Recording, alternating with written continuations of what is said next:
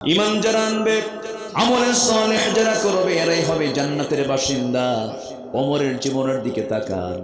ওমর কি আগে ভালো ছিলেন নাকি? আসতে বলে, ওমর কি আগে ভালো ছিলেন নাকি? রাসূলকে মারতে যাও ব্যক্তি কখনো ভালো হতে পারে না। কে মারবে রাসূলকে? কে রাসূলের গর্দানটা উড়াইয়া দেবে?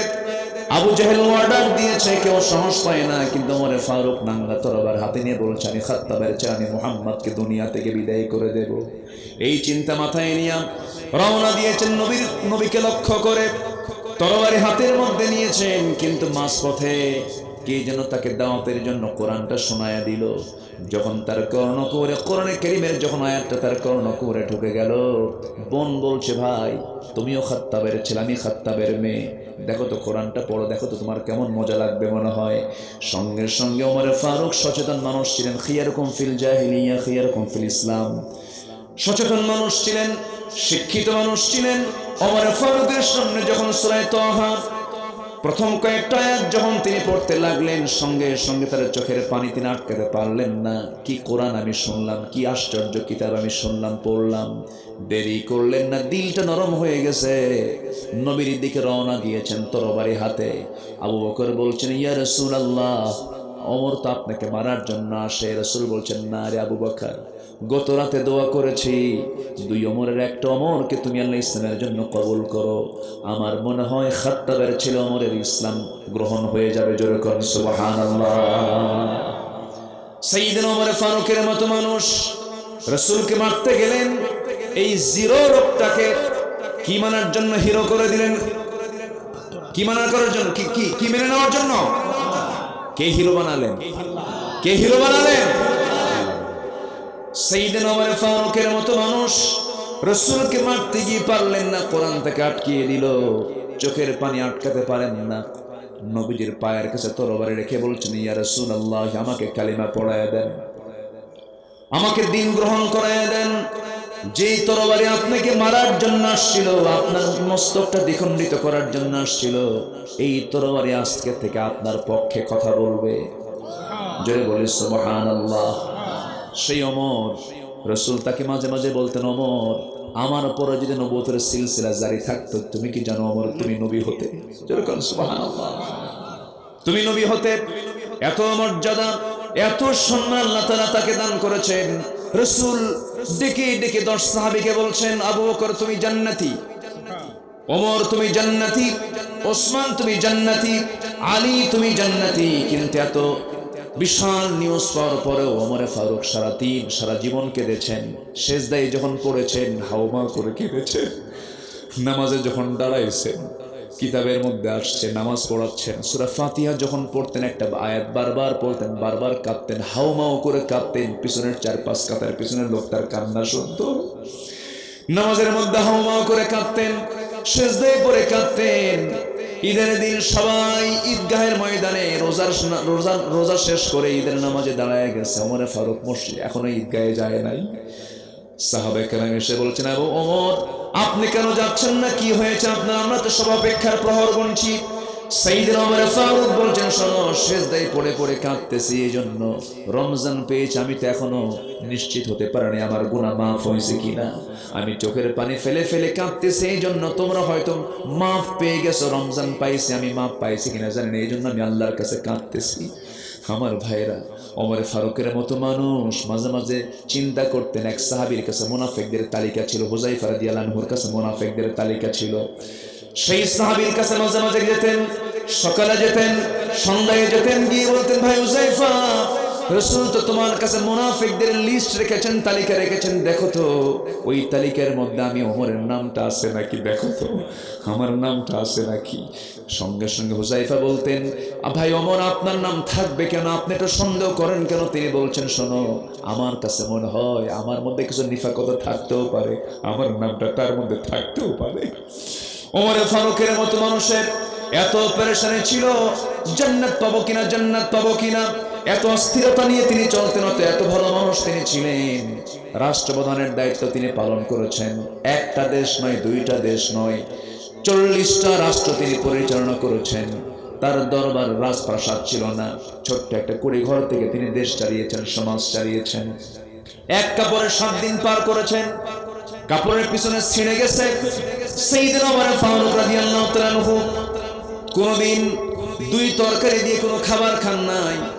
মধু মিশ্রিত গ্লাস তার সামনে এনেছে, পানি সহ তিনি বললেন পানি পান করবে, একটা গ্লাস পানি আমাকে দাও। ওর মধ্যে মধু মিশ্রণ করে দিয়েছে। ওমর ফারুক বলছেন গ্লাসটা নিয়ে যাও। ওমর কখনো মধু মিশ্রিত পানি খায় না, কারণ জান্নাতে মধু দিবেন, পানিও দিবেন, সব নিয়ামত জান্নাতে খাবো, দুনিয়াতে খাবো না, দুনিয়াতে আমি খাবো না। ওমর ফারুকের সামনে আবিসিনিয়ার গভর্নর নতুন একটা দামি খাবার নিয়ে হাজির হয়েছেন। তাকে খুশি করার জন্য বলছেন আমিরুল মুমিনিন, আপনার সামনে আমি যে দামি একটা খাবার নিয়ে এসেছি, খুব পছন্দের খাবার, টেস্টি খাবার, আপনি এটা খান। সাইয়েদনা ওমর ফারুক বললেন যে খাবারটা তুমি আমাকে খাওয়াতে চাচ্ছ, কষ্ট করে এনেছো, ভালো কথা, আমার দেশের প্রত্যেক জনগণকে এই খাবার খেতে পারবে নাকি? না, তো এই দামি খাবার সবাই তো খেতে পারবে না। আস্তে করে সেই খাবারটা সরাইয়া দিয়ে বলছে গভর্নর জেনে রেখে দিও, আমার দেশের জনগণ যে খাবার খেতে পারবে না, সেই খাবার ওমর কোনোদিন মুখে নিতে পারে না। জোরে কোন সুবহানাল্লাহ।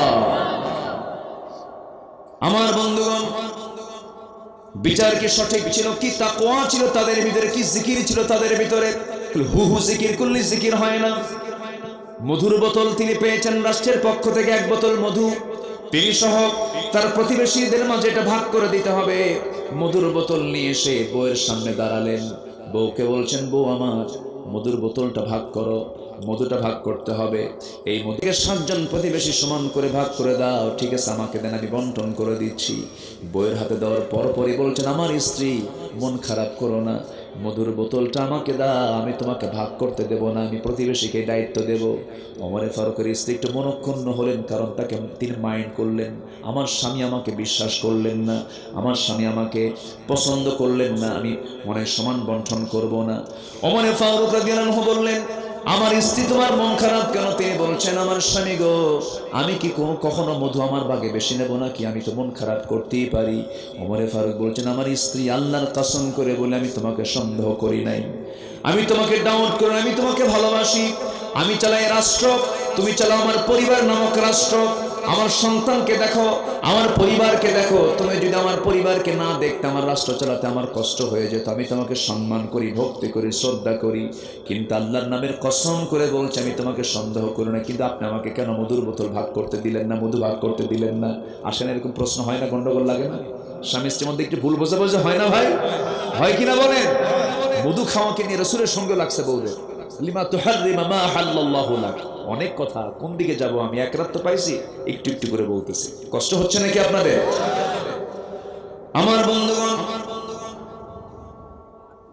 ওমর ফারুকের মতো মানুষ, খুব গরম মানুষ ছিলেন। বউটা রাগ করেছেন, তিনি রাগ করলেন না। স্বামী স্ত্রীর মধ্যে কখনো দ্বন্দ্ব লাগবে না। আহমদ ইবনে হাম্বল বলেন, আমি আমার জীবদ্দশা আমার বউকে হারিয়েছি। আমার বউয়ের সঙ্গে আমার 30 বছরের সংসার হয়েছে, কিন্তু একটা দিন তার সঙ্গে আমার গন্ডগোল লাগে নাই। এই গন্ডগোল না লাগার মূল কারণ হলো, আমার স্ত্রী যখন আমার সামনে খেপে যেতেন, আমি তখন থেমে যেতাম। আমি যখন খেপে যেতাম, আমার বউ তখন থেমে যেতেন। সুবহানাল্লাহ বলেন।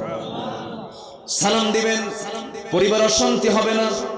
বউকে নিয়মিত যে স্বামী সালাম দেবে, সেই স্বামী কখনো বউয়ের দ্বারা কখনো আক্রান্ত হবে। ব্যবহার আমাদেরকে ভালো করতে হবে, ব্যবহার আমাদেরকেও ভালো করতে হবে। বউয়ের কথা শুনতে হয় না?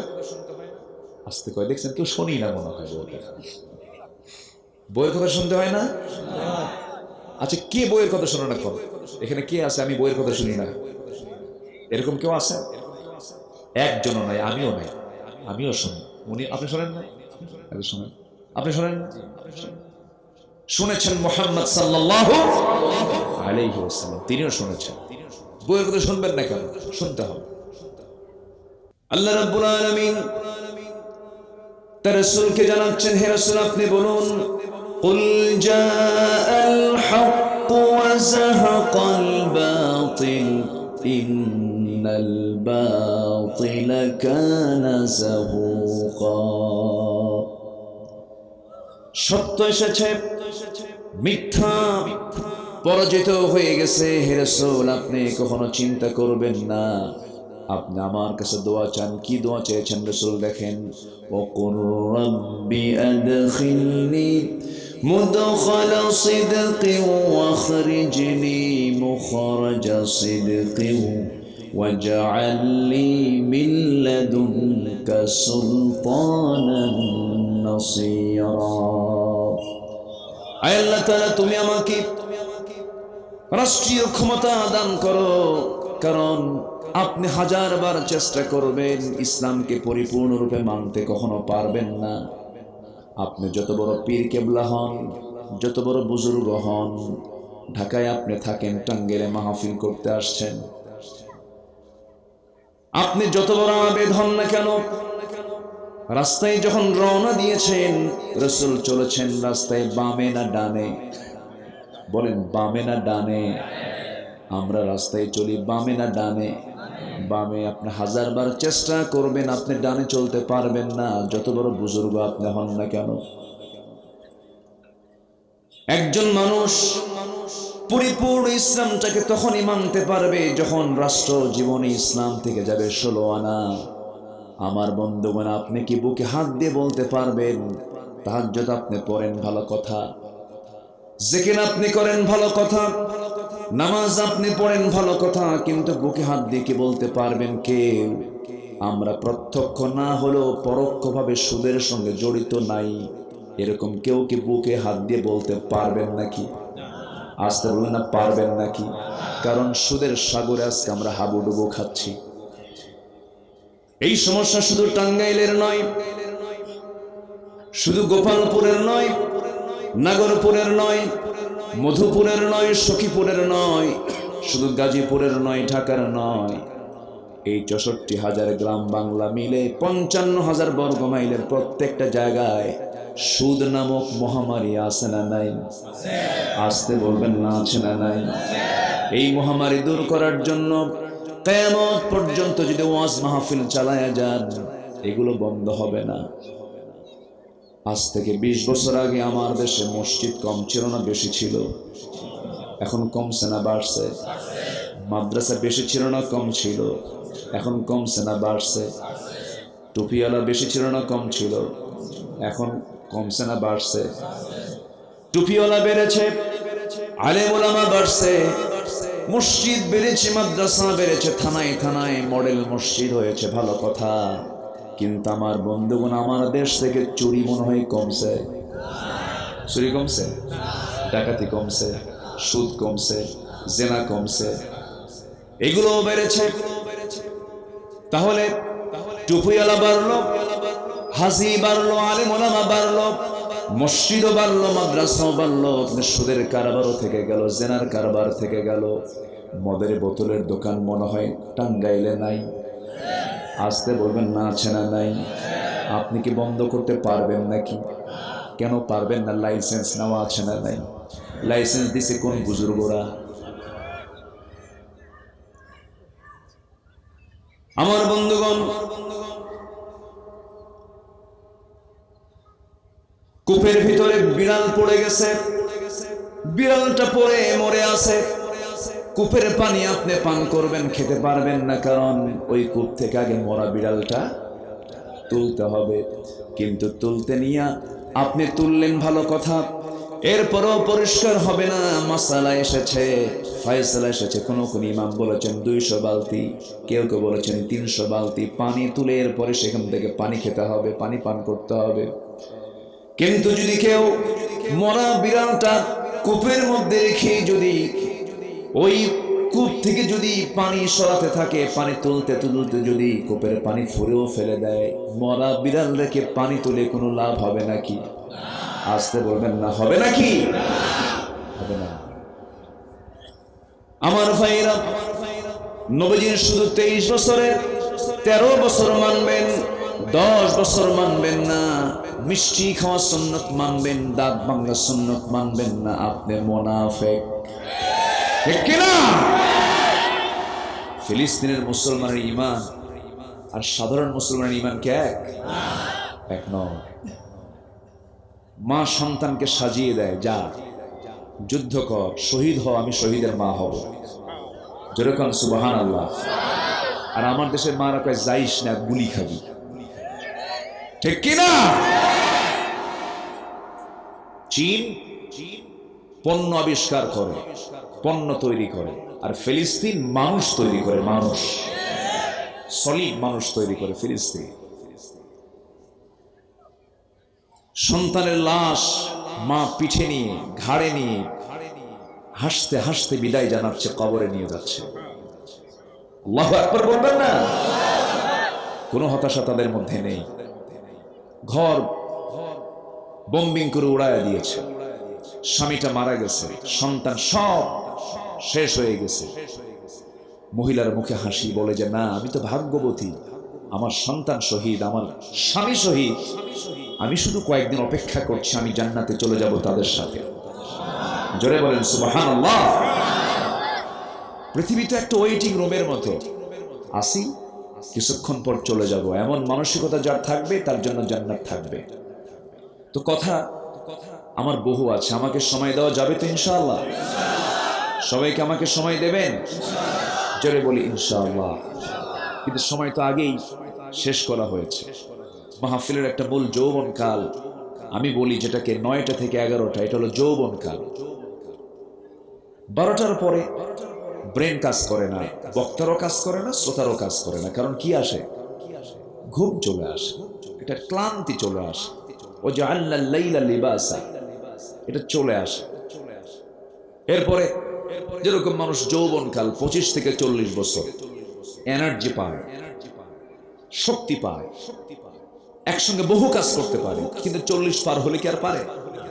চোখে কম দেখে, চামড়া ঢিল হয়, তারপরে ডায়াবেটিস হয়, হুঁশে খাটো হয়, চোখে কম দেখে। তো মাহফিলের একটা মূল যৌবন হলো 9টা থেকে সর্বোচ্চ 11টা। সেই যৌবন পার করে আমি উঠছি বুড়াকালে। বুঝলে? এখন এই বুড়াকালে কষ্ট হবে না তো কারো? জোরে বলি ইনশাআল্লাহ। আমাকে যদি সাহস দেন, সাহস দেওয়া মানে কি জানেন? সাহস দেওয়া মানে কি? আমাকে রেখে চলে যাওয়া। সাহস দেওয়া মানে কি? আপনি থাকেন, আমরা, আপনি থাকেন, আমরা। দেখেন না, আমার দেশের কিছু কিছু নেতারা বলে যত রক্ত লাগে দেব, প্রয়োজনে লোক পাঠাবো, মাগার আমি যাব না। আছে না নয়?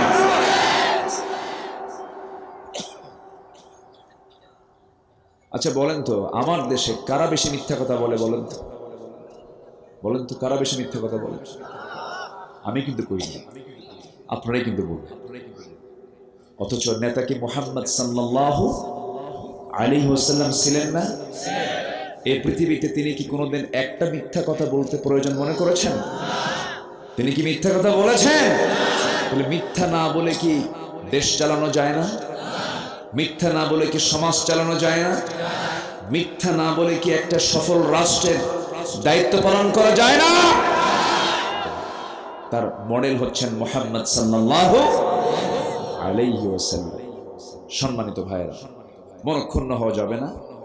আমরা ভালো না, আমরা কি ভালো না, আমরা ভালো হব। জোরে বলি ইনশাআল্লাহ। কেন ভালো না বললাম? দেখেন আমভাবে কেন বললাম? আমরা একটু টুকটাক বিশ্বের অন্যান্য দেশে একটু চলাফেরা করি। ইমান নাই কিন্তু চুরি করে না, আর আমাদের ইমান আছে কিন্তু চোর আমরা। বোঝেন নাই? ইমান নাই কিন্তু চুরি করে না, আর আমাদের ইমান আছে কিন্তু চুরি করে। চিন্তা করা যায়, গত বছর মাহফিল ছিল চিটাগাং, মাহফিল ওয়াজ করলাম, ওয়াজ শেষে দোয়া করে যেতে নিয়ে দেখি মঞ্চ থেকে আমারই জুতা নাই। কথা কি বোঝা যায়? বক্তার জুতা চুরি হয়ে গেছে। একজন বললো হুজুর মনে হয় মহব্বত করে নিয়ে গেছে। আচ্ছা ঠিক আছে, মহব্বত করে যদি নিয়ে যায়, না বলে ঠিক আছে। কোথায় যাবেন আপনি? নিজের বোনকে সম্পদ বুঝে দেয় না। বোন যে পেট থেকে, ভাইও সে পেট থেকে। নিজের মায়ের পেটের বোনকে সম্পদ বুঝে দেয় না, এমন ভাই তো টাঙ্গাইল নাই। আছে? যে নিজের মায়ের বোনকে, নিজের মায়ের পেটের বোনকে যে ঠকায়, সে কি আপনাকে জিতাবে? সে কি আপনাকে জিতাবে? এটা তো স্বাভাবিক। আমরা ভালো না, ভালো হব। জোরে বলি ইনশাআল্লাহ। আপনি মানুষকে ঠকাবেন না, আল্লাহ আপনাকে জান্নাত দিতে ঠকাবেন না। এটা যে ক্লিয়ার কথা। আপনার নামাজ কোনো কাজে আসবে না, রোজা কোনো কাজে আসবে না যদি বান্দার হক নষ্ট করে। আমি কোরআন এবং হাদিস পড়ে আমি যতটুকু বুঝেছি, একটা বান্দার জীবনের সবচেয়ে বড় শ্রেষ্ঠ কাজ হলো যে বান্দা মানুষের কল্যাণ করে, মানুষের কিছু ভালো করে। ইসলাম তো মানবতার ধর্ম। দেখেন না এখানে আল্লাহ তাআলা, আমি যেখান থেকে তেলাওয়াত করেছি আসতেছে, ধীরে ধীরে আসতেছে। ইসলাম তো মানবতার ধর্ম। এতিমদের পক্ষে কথা বলে, মাজলুমদের পক্ষে কথা বলে, এরপর অসহায়দের পক্ষে কথা বলে, বিধবার পক্ষে কথা বলে, গরিব দুস্থ অনাথদের পক্ষে কথা বলে। ইসলাম জালিমের পক্ষে কথা বলে না। ইসলাম তো এমনই। সম্মানিত ভাইয়েরা, আমরা কি ভালো হব না ইনশাআল্লাহ? এখানে কিন্তু আমরা বলেছি, আপনি ভাববেন না যে আমি বাদ করছি, তা না। আমরা ভালো হতে পারিনি। আমরা মানুষের ভালো গুণটা বলতে পারি না, খালি দোষটা পারি। একজন লোকের একটা দোষ পাইলে বাস শুরু হয়ে গেছে জেকের আজগার। এটা কি জেকের আজগার না গীবত? আসতে বলে জেকের আজগার না গীবত? আমার বন্ধুগণ, একটু কান লাগাবেন, মনোযোগ দিয়ে শুনবেন। দুনিয়া আমারও জায়গা নয়, দুনিয়া আপনারও জায়গা নয়। দুনিয়া শেষ করে আমরা আসল জায়গায় চলে যাব। আমাদের বাপের ভিটা, আমাদের বিশ্বাস এটা রাখতে হবে। বাপের ভিটা হলো জান্নাত, আর শয়তানের ভিটা হলো জাহান্নাম। শয়তান জাহান্নামে যাবে, শয়তানের দল যারা করবে তারাও জাহান্নামে যাবে। আল্লাহ রাব্বুল আলামিন বলছেন, বান্দারের দল কিন্তু দুইটা, তোকে আমি জানায় দিচ্ছি কি? ওয়ামান ইয়াতাওয়াল্লাল্লাহা ওয়া রাসূলাহু ওয়াল্লাযীনা আমানু ফাইন্না হিজবাল্লাহি হুমুল গালিবুন। জোরে বলুন আল্লাহু আকবার। আল্লাহকে যারা বন্ধু বানাবে, রাসূলকে যারা বন্ধু বানাবে, আল্লাহর বিধান অনুযায়ী যারা চলবে, নবীর সুন্নাহ অনুযায়ী যারা চলবে, এবং ইমানদারদেরকে যারা বন্ধু বানাবে, আল্লাহ বলছেন এরাই হলো আল্লাহর দল। আজকে মুসলমান হয়ে আপনি ইহুদিকে সমর্থন দেন কেমনে? আপনি মুসলমান হয়ে আপনার বন্ধু কেমন করে খ্রিস্টান হতে পারে, অথচ ইহুদি খ্রিস্টানদের ব্যাপারে কোরআনের স্পষ্ট বক্তব্য আছে না নাই? ওয়াকালাতিল ইয়াহুদু উযাইরুন ইবনুল্লাহি ওয়াকালাতিন নাসারাল মাসীহু ইবনুল্লাহ যালিকা কাউলুহুম বিআফওয়াহিহিম। ইহুদিরা বলে উযাইর হলো আল্লাহর ছেলে। জোরে বলেন নাউজুবিল্লাহ। তারা আল্লাহর বিরুদ্ধে কথা কয়। তারা কি আমাদের বন্ধু হতে পারে? ইহুদিরা আমার বিশ্বনবীর জীবনকে শেষ করার জন্য খাবারের মধ্যে বিষ ঢুকিয়েছিল। কি ঢুকিয়েছিল? বিষ ঢুকিয়েছিল। দুজন সাহাবী সেই বিষ মিশ্রিত খাবার খেয়ে চলেই গেছে, শাহাদত বরণ করেছে। সম্মানিত ভাইয়েরা, বিশ্বনবীর শেষ সময়ে, মৃত্যুর শেষ সময়ে বিষক্রিয়ায় রাসূল কষ্ট পাচ্ছিলেন। এই বিষ খাবারের মধ্যে দিয়েছিল কোন জাত? আসতে বলুন, কোন জাত? ইহুদি। সম্মানিত ভাইয়েরা, ঈসা আলাইহিস সালাতু ওয়াস সালামকে নিয়ে ষড়যন্ত্র করেছে খ্রিস্টানরা। মুসা আলাইহিস সালাতু ওয়াস সালামকে আরামে থাকতে দেন নাই, কত অত্যাচার করেছে। অসংখ্য পয়গম্বরকে ইহুদিরা হত্যা করেছে, শহীদ করেছে। সেই ইহুদিরা মুসলমানদের মহব্বত করবে, এটা কি কখনো ভাবা যায়? আসতে বলবেন না, ভাবা যায়? ভাবা যায়। ওরা মনে করে বাইতুল আকসা আমাদের জায়গা।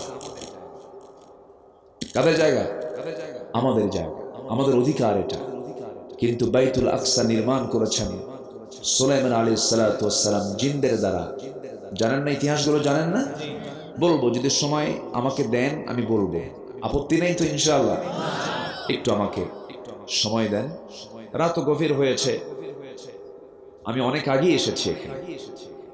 আমি এসেছি 8টায়, না আমি এখানে 8টায় চলে এসেছি। আমার প্ল্যান ছিল 9টা থেকে 9:30টার মধ্যে আমি আলোচনায় উঠে যাব, কিন্তু পারিনি। তো আপনি বসে আছেন, আমি খুশি। দেখি কতক্ষণ কথা বলা যায়। সম্মানিত ভাইরা, তবে ইহুদিকে পছন্দ করা মানুষ, খ্রিস্টানকে পছন্দ করা মানুষ আমার দেশেও আছে না নাই? আসতে বলবেন না, আছে না নাই? শুধু আছেই না, আত্মীয়তাও আছে। আছে না নাই? ওঠে কেন? এই যে উঠতেছে, হ্যাঁ কি আবার আসবে তো নাকি? যদি আসে তাহলে সঠিক। আচ্ছা, যদি ক্লাস থেকে কোনো ছাত্র যদি শিক্ষককে না বলে যায়, এটিকে ভালো? আমার হয়তো পছন্দ করেন না আপনারা নাকি? আমার তো কোনো গায়ের গোস্ত টোস্ত কিছু নাই, কয়েক কেজি গোস্ত মনে হয় আছে, হাড্ডি ছাড়া কিছু না। আমার পছন্দ তো করবেন না। সম্মানিত ভাইয়েরা, এলেম কেলামও তেমন কিছু নাই। আমার ওজন শূন্য মানুষ, এলেম শূন্য মানুষ। কিন্তু আমি যে বসেছি যে চেয়ারে, কিছুক্ষণ হলেও তো শিক্ষক, তাই না? অপছন্দ হলেও তো শিক্ষক। যতক্ষণ আছি, দায়িত্ব হলো যারা বসে আছেন, শিক্ষার্থী যারা কোরআনটা শোনার জন্য আসছেন, অবশ্যই কি শেষ কাজ মোনাজাত না? আপনারা কি মনে করেন? আমরা শেষ দোয়া এখান থেকে করে বিদায় নেব। জোরে বলি ইনশাআল্লাহ। আমার আগামীকালকে মাহফিল বেশি দূরে না তো, মাত্র ঠাকুরগা। এদিকে কাছে তো, আমিও তো যাব, আমারও তো পেরেশানি আছে। একটু বসে, আমার কি ভালো হব না ইনশাআল্লাহ? জোরে বলি ইনশাআল্লাহ। ভালো হব। ভালো হওয়ার জন্যই তো আল্লাহ রাব্বুল আলামিন এই কোরআনটা দিয়েছেন। কোরআনটাকে সুন্দর করে আত্মস্থ করতে হবে, কোরআনটা সুন্দর করে বোঝার চেষ্টা করতে হবে। কোরআন না বুঝলে আপনি আরো বিপদে পড়ে যাবেন, না জানলে আরো বিপদে পড়ে যাবেন। আমার বন্ধুগণ, জমির দলিল যদি সঠিক না হয়, আপনার জমি আপনি বুঝে পাবেন না। জান্নাতের দলিল খুঁজে নিতে হলে কোরআন থেকে দলিল নিতে হবে। মাত্র 70-80 বছরের সম্পত্তির জন্য আমরা কত CSMR, কত কি খাজনা খারি, স্মার্ট পর্চা কত কি দেখি। তেমনি জান্নাত যাওয়ার জন্য আমাদের অবশ্যই দাগ নাম্বার আছে না নাই? অবশ্যই রেকর্ড নাম্বার আছে না নাই? আল্লাহ বলছেন, বান্দার আমি তোমাকে সুন্দর জান্নাত দিয়ে দেব, কি আমল করলে পরে। আল্লাহ রাব্বুল আলামিন এক জায়গায় বলছেন, ইন্নাল্লাযীনা আমানু ওয়া আমিলুস সালিহাতি কানাত লাহুম জান্নাতুল ফিরদাউসি নুজুলা। জোরে বলুন আল্লাহু আকবার। যে বান্দা ঈমান আনবে এবং আমলে সালেহ করবে, আল্লাহ বলছেন 2টা কাজ করার জন্য আমি তাকে জান্নাতুল ফিরদাউসের মালিক বানায় দেব। আরেক জায়গায় বলছেন 7টা কাজ করো। আল্লাহ সুন্দর করে বলছেন, যারা পারেন ঠোঁট মিলিয়ে মিলিয়ে বলুন, জান্নাত যাওয়ার জন্য বেশি কিছু লাগবে না। এই আমলগুলো বান্দা করলে পরে বান্দা অনায়াসে জান্নাতে চলে যাবে। قد أفلح المؤمنون الذين هم في صلاتهم خاشعون والذين هم عن اللغو معرضون والذين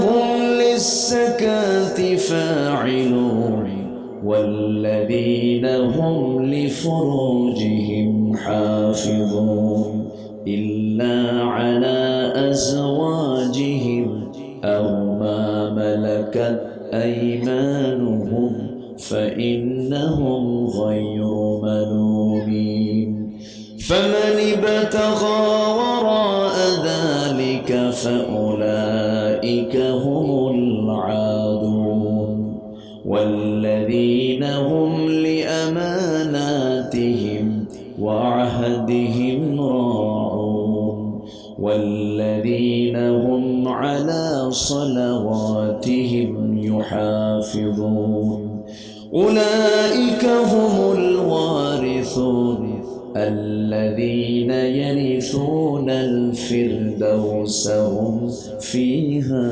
خالدون জোরে বলুন আল্লাহু আকবার। মুমিনকে চেনার জন্য মুমিনুন সূরা দিয়েছেন, কাফিরকে চেনার জন্য কাফিরুন সূরা দিয়েছেন, আবার মুনাফিককে চেনার জন্য সূরা মুনাফিকুন দিয়েছেন। মুনাফিক হব না, কাফির হব না, আমরা কি হব? বলেন আমরা কি হব? মুমিন হব। মুমিনের কিছু গুণ আছে না নাই? এক নাম্বার বিড়ি খাওয়া, হ্যাঁ? দুই নাম্বারের দাড়ি না রাখা, হ্যাঁ? এগুলো কি ইমানদারের লক্ষণ? গত বিশ্বকাপ হয়ে গেল শীতের ভিতরে, মনে আছে না? শীতের ভিতরে বিশ্বকাপ খেলা, রাত ৩টার দিকে খেলা শুরু হবে। রাত ৩টায় খেলা শুরু হবে, ২টার দিকে উম্মতে মুহাম্মাদি ঘুম থেকে উঠে ওযু বানায়া তাহাজ্জুদ পড়া নিয়ত করে। খেলায় যাওয়ার আগে ফোন দিয়ে বলে, হুজুর দোয়া করেন আমার দল যেন জিতে। ৩টায় খেলা শুরু হবে, ২টা থেকে প্রস্তুতি শুরু হয়ে যায়। কয়েক মাস ধরে মেসির ১০ নম্বর জার্সিও গায়ে দেয়, আবার মাথার চুলের স্টাইলটাও মেসির মতো করে, নেইমারের মতো করে। যখন যুবকদেরকে বলা হয়, যুবক মাথার চুলটা কাটছো কার মডেল? মেসি। তুমি কি নেইমার? তুমি কি কুত্তা? আসলে না, মুমিনের গুণ তো এরকম হওয়ার কথা ছিল না। মুমিনকে দেখলেই রাসূলের কথা মনে হবে। আল্লাহু আকবার বলেন। মুমিনের মুখে দাড়ি থাকবে। মুমিন কখনো নেশার কাছে যাবে না। আমার দেশে বিড়ি খাওয়া লোক বেশি না বিড়ি ছাড়া লোক বেশি? আজকের মাহফিলও যারা এসেছেন, বিড়ি ছাড়া লোক বেশি না বিড়ি খাওয়া লোক বেশি? বিড়ি খাওয়াই বেশি। আমার বুঝি তো। নিজের বিবেককে প্রশ্ন করে দেখুন, আমি ইমানদার, আমি সবার থেকে ভিন্ন হব, সবার থেকে স্বতন্ত্র হব। আমার কথা, আমার খাবার, আমার আচার, আমার আচরণ, আমার চলাফেরা, আমার লেনদেন সব হবে একরকম না ভিন্ন রকম? বলেন বলেন কি হবে? ভিন্ন রকম হবে, আলাদা স্ট্যান্ডার্ড হবে। তার কথা হবে উন্নত, তার কাজ হবে উন্নত, তার চলাফেরা হবে উন্নত, সবকিছু সুন্দর হয়ে যাবে, অন্যান্য থেকে ভিন্নতা চলে আসবে। আমার ভাইরা, আমার বন্ধুগণ, এই জন্য আমি আপনি যদি মুমিন হতে চাই, পরামর্শ নেব কার? আল্লাহ বলছেন ১ নাম্বার মুমিনের গুণ হলো, ওই বান্দার ১ নাম্বার মুমিনের গুণ হচ্ছে আজান শোনার সঙ্গে সঙ্গে সে কোথায় চলে যাবে? আসতে বলবেন না, কোথায় চলে যাবে? আল্লাহ অফার দিয়ে দিলেন, বান্দা এমন যদি হয়, সত্যি সত্যি যদি তা হয়, আজান শুনে তুমি মসজিদে চলে যাচ্ছ, চিন্তা করো না বান্দা, যে কিয়ামতের দিন সূর্য মাথার উপরে উঠবে, মানুষ ঘামের সাগরে হাবুল হাবুডুবু খাবে, সেই কঠিন কণ্ঠকে কীর্ণ ময়দানে, ও বান্দা চিন্তা করো না, আমি তোমাকে আমার আরশ আজিমের ছায়ায় আমি তোমাকে জায়গা করে দেব। জোরে বলি সুবহানাল্লাহ। নামাজ যারা খুশুর সঙ্গে আদায় করবে, অনর্থক কথা যারা জিহ্বা থেকে বের করবে না, মুখ থেকে বের করবে না, যারা যাকাতটা ঠিক মতো আদায় করবে। নাম্বার ৪ হলো যারা লজ্জাস্থানের যারা হেফাজত করবে, জেনার কাছে যাবে না। আজকের সমাজে বিয়ে বেশি না জেনা বেশি? আসতে বলে, বিয়ে বেশি না জেনা বেশি? বিয়ে করা কঠিন না জেনা করা কঠিন? বলেন, বিয়ে করাই তো কঠিন। আজকে কঠিন হয়ে গেছে তো। বিয়ে আজকে জটিলতায় রূপ নিয়েছে।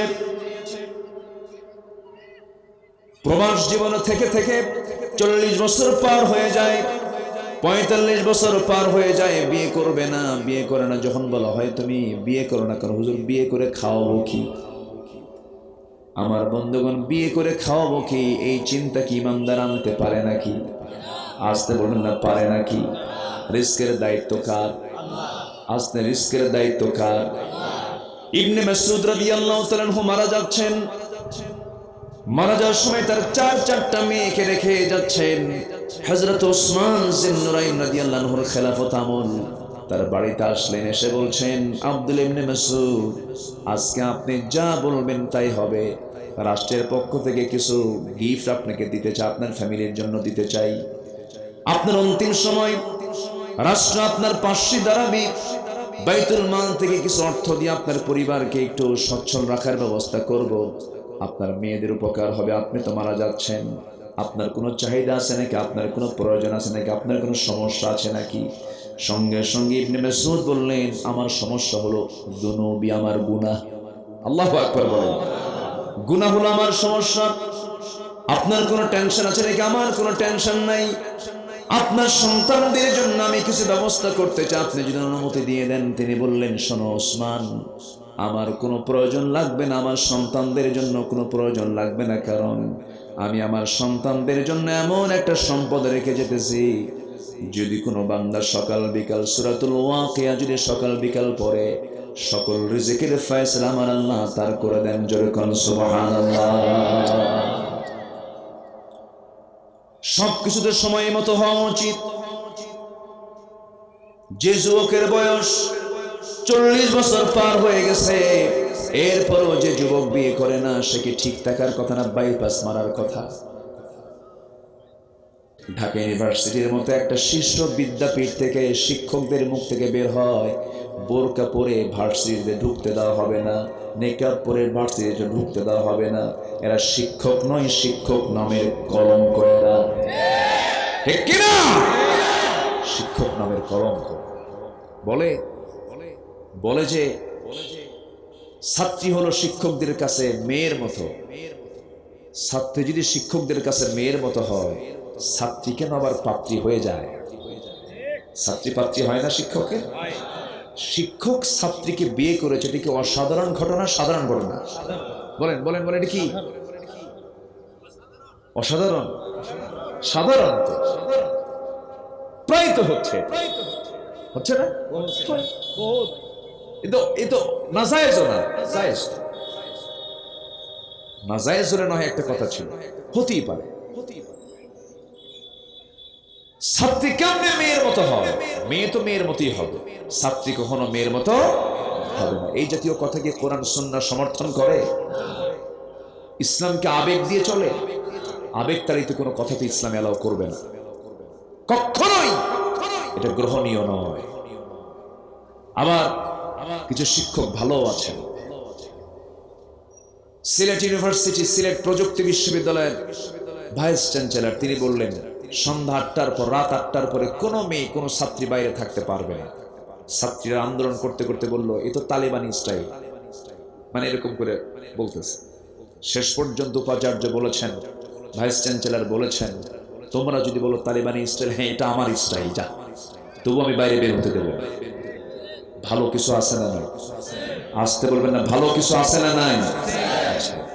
যারা মেয়েদেরকে উলঙ্গ দেখতে চায়, যারা মেয়েদের গা থেকে বোরকা সরিয়ে নিতে চায়, আমি হলফ করে বলতে পারি, তাদের জন্ম কোনোদিন বৈধ হতে পারে না। মুসলমান বৈধ হতে পারে না। আমার মাকে ঢেকে দেওয়ার দায়িত্ব আমার আছে না নাই? আমার মার ইজ্জত আব্রুকে ঢেকে দেওয়ার দায়িত্ব আমার আছে না নাই? আচ্ছা, খেয়াল করতে হবে এগুলো। আমার বন্ধুগণ, নম্বর 5 হলো যারা তাদের আমানত ঠিক রাখবে। আমানতদারিতা যার মধ্যে থাকবে না, তার ঈমান কখনো মজবুত হবে না। নাম্বার 6 হলো যে ব্যক্তি ওয়াদা ঠিক রাখবে। ওয়াদা যার ঠিক থাকবে না, তার ঈমানই থাকবে না। লা ঈমান লিমান লা আদালা। যার ওয়াদা ঠিক নাই, তার ঈমানই নাই, বলেছেন মুহাম্মদ সাল্লাল্লাহু আলাইহি ওয়াসাল্লাম। নাম্বার 7 হলো নামাজ দিয়ে শুরু, নামাজ দিয়ে শেষ। আল্লাহ বলছেন, ওয়াল্লাযীনা হুম আলা সালাওয়াতিহিম ইউহাফিযুন উলাইকা হুমুল ওয়ারিসুন আল্লাযীনা ইয়ারিসুনাল ফিরদাউসা হুম ফিহা খালিদুন। জোরে বলুন আল্লাহু আকবার। আমার কথায় কি বিরক্ত হচ্ছেন আপনারা? তাহলে আমরা ভালো হব নামাজ পড়ে না পড়ে? নামাজ পড়ার দরকার আছে না নাই? নামাজ আছে যেখানে আমরা আছি। যে দলে নামাজের ডাক নাই, সেই দলেও আমরা আজ থেকে আমরা আপনি কোন দল করেন যে দলের নেতাও নিজে নামাজ পড়ে না, আপনাকে নামাজের কথাও বলে না। এত বক্তব্য শুনি, কিন্তু তাদের মুখে নামাজ পড়ো, নামাজ পড়ো, নামাজ বাধ্যতামূলক, এমন জাতীয় কথা কিন্তু আমাদের কানে আসে না। যে নেতা হাসরের ময়দানে আমার উপকার আসবে না, যে নেতার নেতৃত্বে নামাজ নাই, যে নেতার নেতৃত্বে মদের বোতল খুঁজে পাওয়া যায়, যে নেতার নেতৃত্বে সুদের গন্ধ পাওয়া যায়, ওই সমস্ত নেতৃত্বের মুখে আমরা থুতু মারি, জুতা মারি। বাতিলের মোকাবেলা করার দরকার আছে না নাই? বাতিলের মোকাবেলা করতে রাজি আছেন কারা কারা? হাত উঁচু করে রাখেন মুসলমান।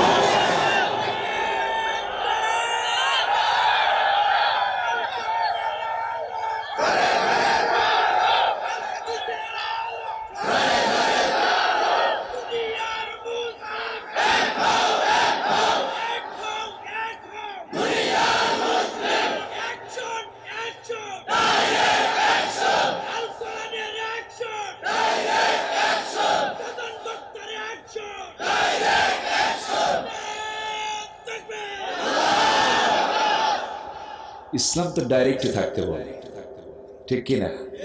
ইসলাম কি ইনডাইরেক্ট না ডাইরেক্ট? ইসলাম যেখানে আছে সেখানে অনইসলাম কিছু থাকতে পারে, কিন্তু এই স্লোগান আল্লাহু আকবার, নারে তাকবীর, এটা অনেকের গায়ে চুলকায়। এরকম কিছু লোক আছে না নাই বলেন? এটা শুনলেই ওদের ভিতরে জঙ্গি জঙ্গি গন্ধ সৃষ্টি হয়। এই তাকবীরের সঙ্গে কি জঙ্গিবাদের কোনো সম্পর্ক আছে? হামাসদেরকে জঙ্গি বলে এমন লোক আছে না নাই? পশ্চিমা মিডিয়া এখন হামাসকে কি বলছে, আর ইসরায়েলকে ফেরেশতা করে। ইসরায়েল কি হয়েছে? ফেরেশতা। আর হামাসরা জঙ্গি হয়ে গেছে। টুপি মুখে, মাথায় টুপি, মুখে দাড়ি হলো এটা একটা জঙ্গির সিম্পটম। মাথায় টুপি, মুখে দাড়ি, এটাও হলো জঙ্গির একটা সিম্পটম তারা খাড়া করেছে। সম্মানিত ভাইয়েরা, টুডে অ্যান্ড টুমরো বাইতুল মুকাদ্দাস মুসলমানদের হাতে আসবে ইনশাআল্লাহ। জোরে বলি ইনশাআল্লাহ। ওরা পারবে না, ওরা পারবে না। টুডে অ্যান্ড টুমরো, জোরে বলি ইনশাআল্লাহ। কুল্লু শাইইন ইয়ারজিউ ইলা আসলিহি, সব জিনিস তার আসলের দিকেই ধাবিত হয়। ইসলাম ছিল, আছে, থাকবে। ইসলামকে কেউ নির্মূল করতে পারবে না। যারা নির্মূল করতে আসতেছে তোমরা নির্মূল হয়ে যাবে। ফেরাউন টিকে নাই। ফেরাউন টিকতে পেরেছে? ফেরাউন কি কখনো ভাবছিল যে আমি দরিয়ায় ডুববো? সে কি বলছিল? সে কি ভাবছিল কখনো? তবে বলেছিল। কিন্তু তাকে প্রশ্ন করা হয়েছিল, আচ্ছা যদি গোলাম যদি মালিকের কথা না শোনে তাহলে তার কি করা উচিত? দরিয়ায় চুবায় মারা উচিত। এটা ফেরাউন কইছিল? কিন্তু বলছিল, বলছি। ফেরাউন মূসা আলাইহিস সালামের মৃত্যুকে নিশ্চিত করার জন্য তাকে মেরে ফেলবে, চতুর্দিকে সৈন্য নিয়ে সামনে দরিয়ার মুখোমুখি করে দিয়েছে। আর হাসতেছে পিছন থেকে, মূসা তুই আজকে পালাবি কোন জায়গায়? আজকে তোকে এবং তোর কওমকে শেষ করে দেব। পিছন থেকে আল্লাহ কয়, ফেরাউন তুই পালাবি কোথায়? সুবহানাল্লাহ বলবেন না? আল্লাহ আছেন না নাই? আল্লাহ আছেন না নাই? সবচেয়ে কম দেখেন না সবচেয়ে বেশি দেখেন? সবচেয়ে কম জানেন না সবচেয়ে বেশি জানেন? তিনি জানেন কোথায় কিভাবে ধরতে হবে। ওয়া মাকারু ওয়া মাকারাল্লাহ, আল্লাহু খায়রুল মাকির। আমার বন্ধুগণ, মুসাও জানতেন না আমি দরিয়া থেকে নিষ্কৃতি পেয়ে যাব, এপার থেকে ওপারে আমি চলে যাব, এটাও তিনি 5 মিনিট আগেও জানতেন না। এবার বলছেন, আল্লাহ বড় মুসিবতে পড়লাম, কি করা যায়? ইমানদার বান্দা কার উপরে ভরসা করে? আল্লাহ বলছেন, মুসা চিন্তা করো না, ভয় পেও না, আমি তো আছি তোমার সাথে। যেরকম সুবহানাল্লাহ। তোমার কোনো চিন্তা নাই। তোমার যে হাতের লাঠি আমি আল্লাহ দিয়েছি, লাঠি দিয়ে 12টা বাড়ি মারো। পানিতে কয়টা বাড়ি? 12টা বাড়ি মারো। একটা নয়, দুইটা নয়, 12টা রাস্তা আমি তোমার জন্য বানায় দিলাম, যাও।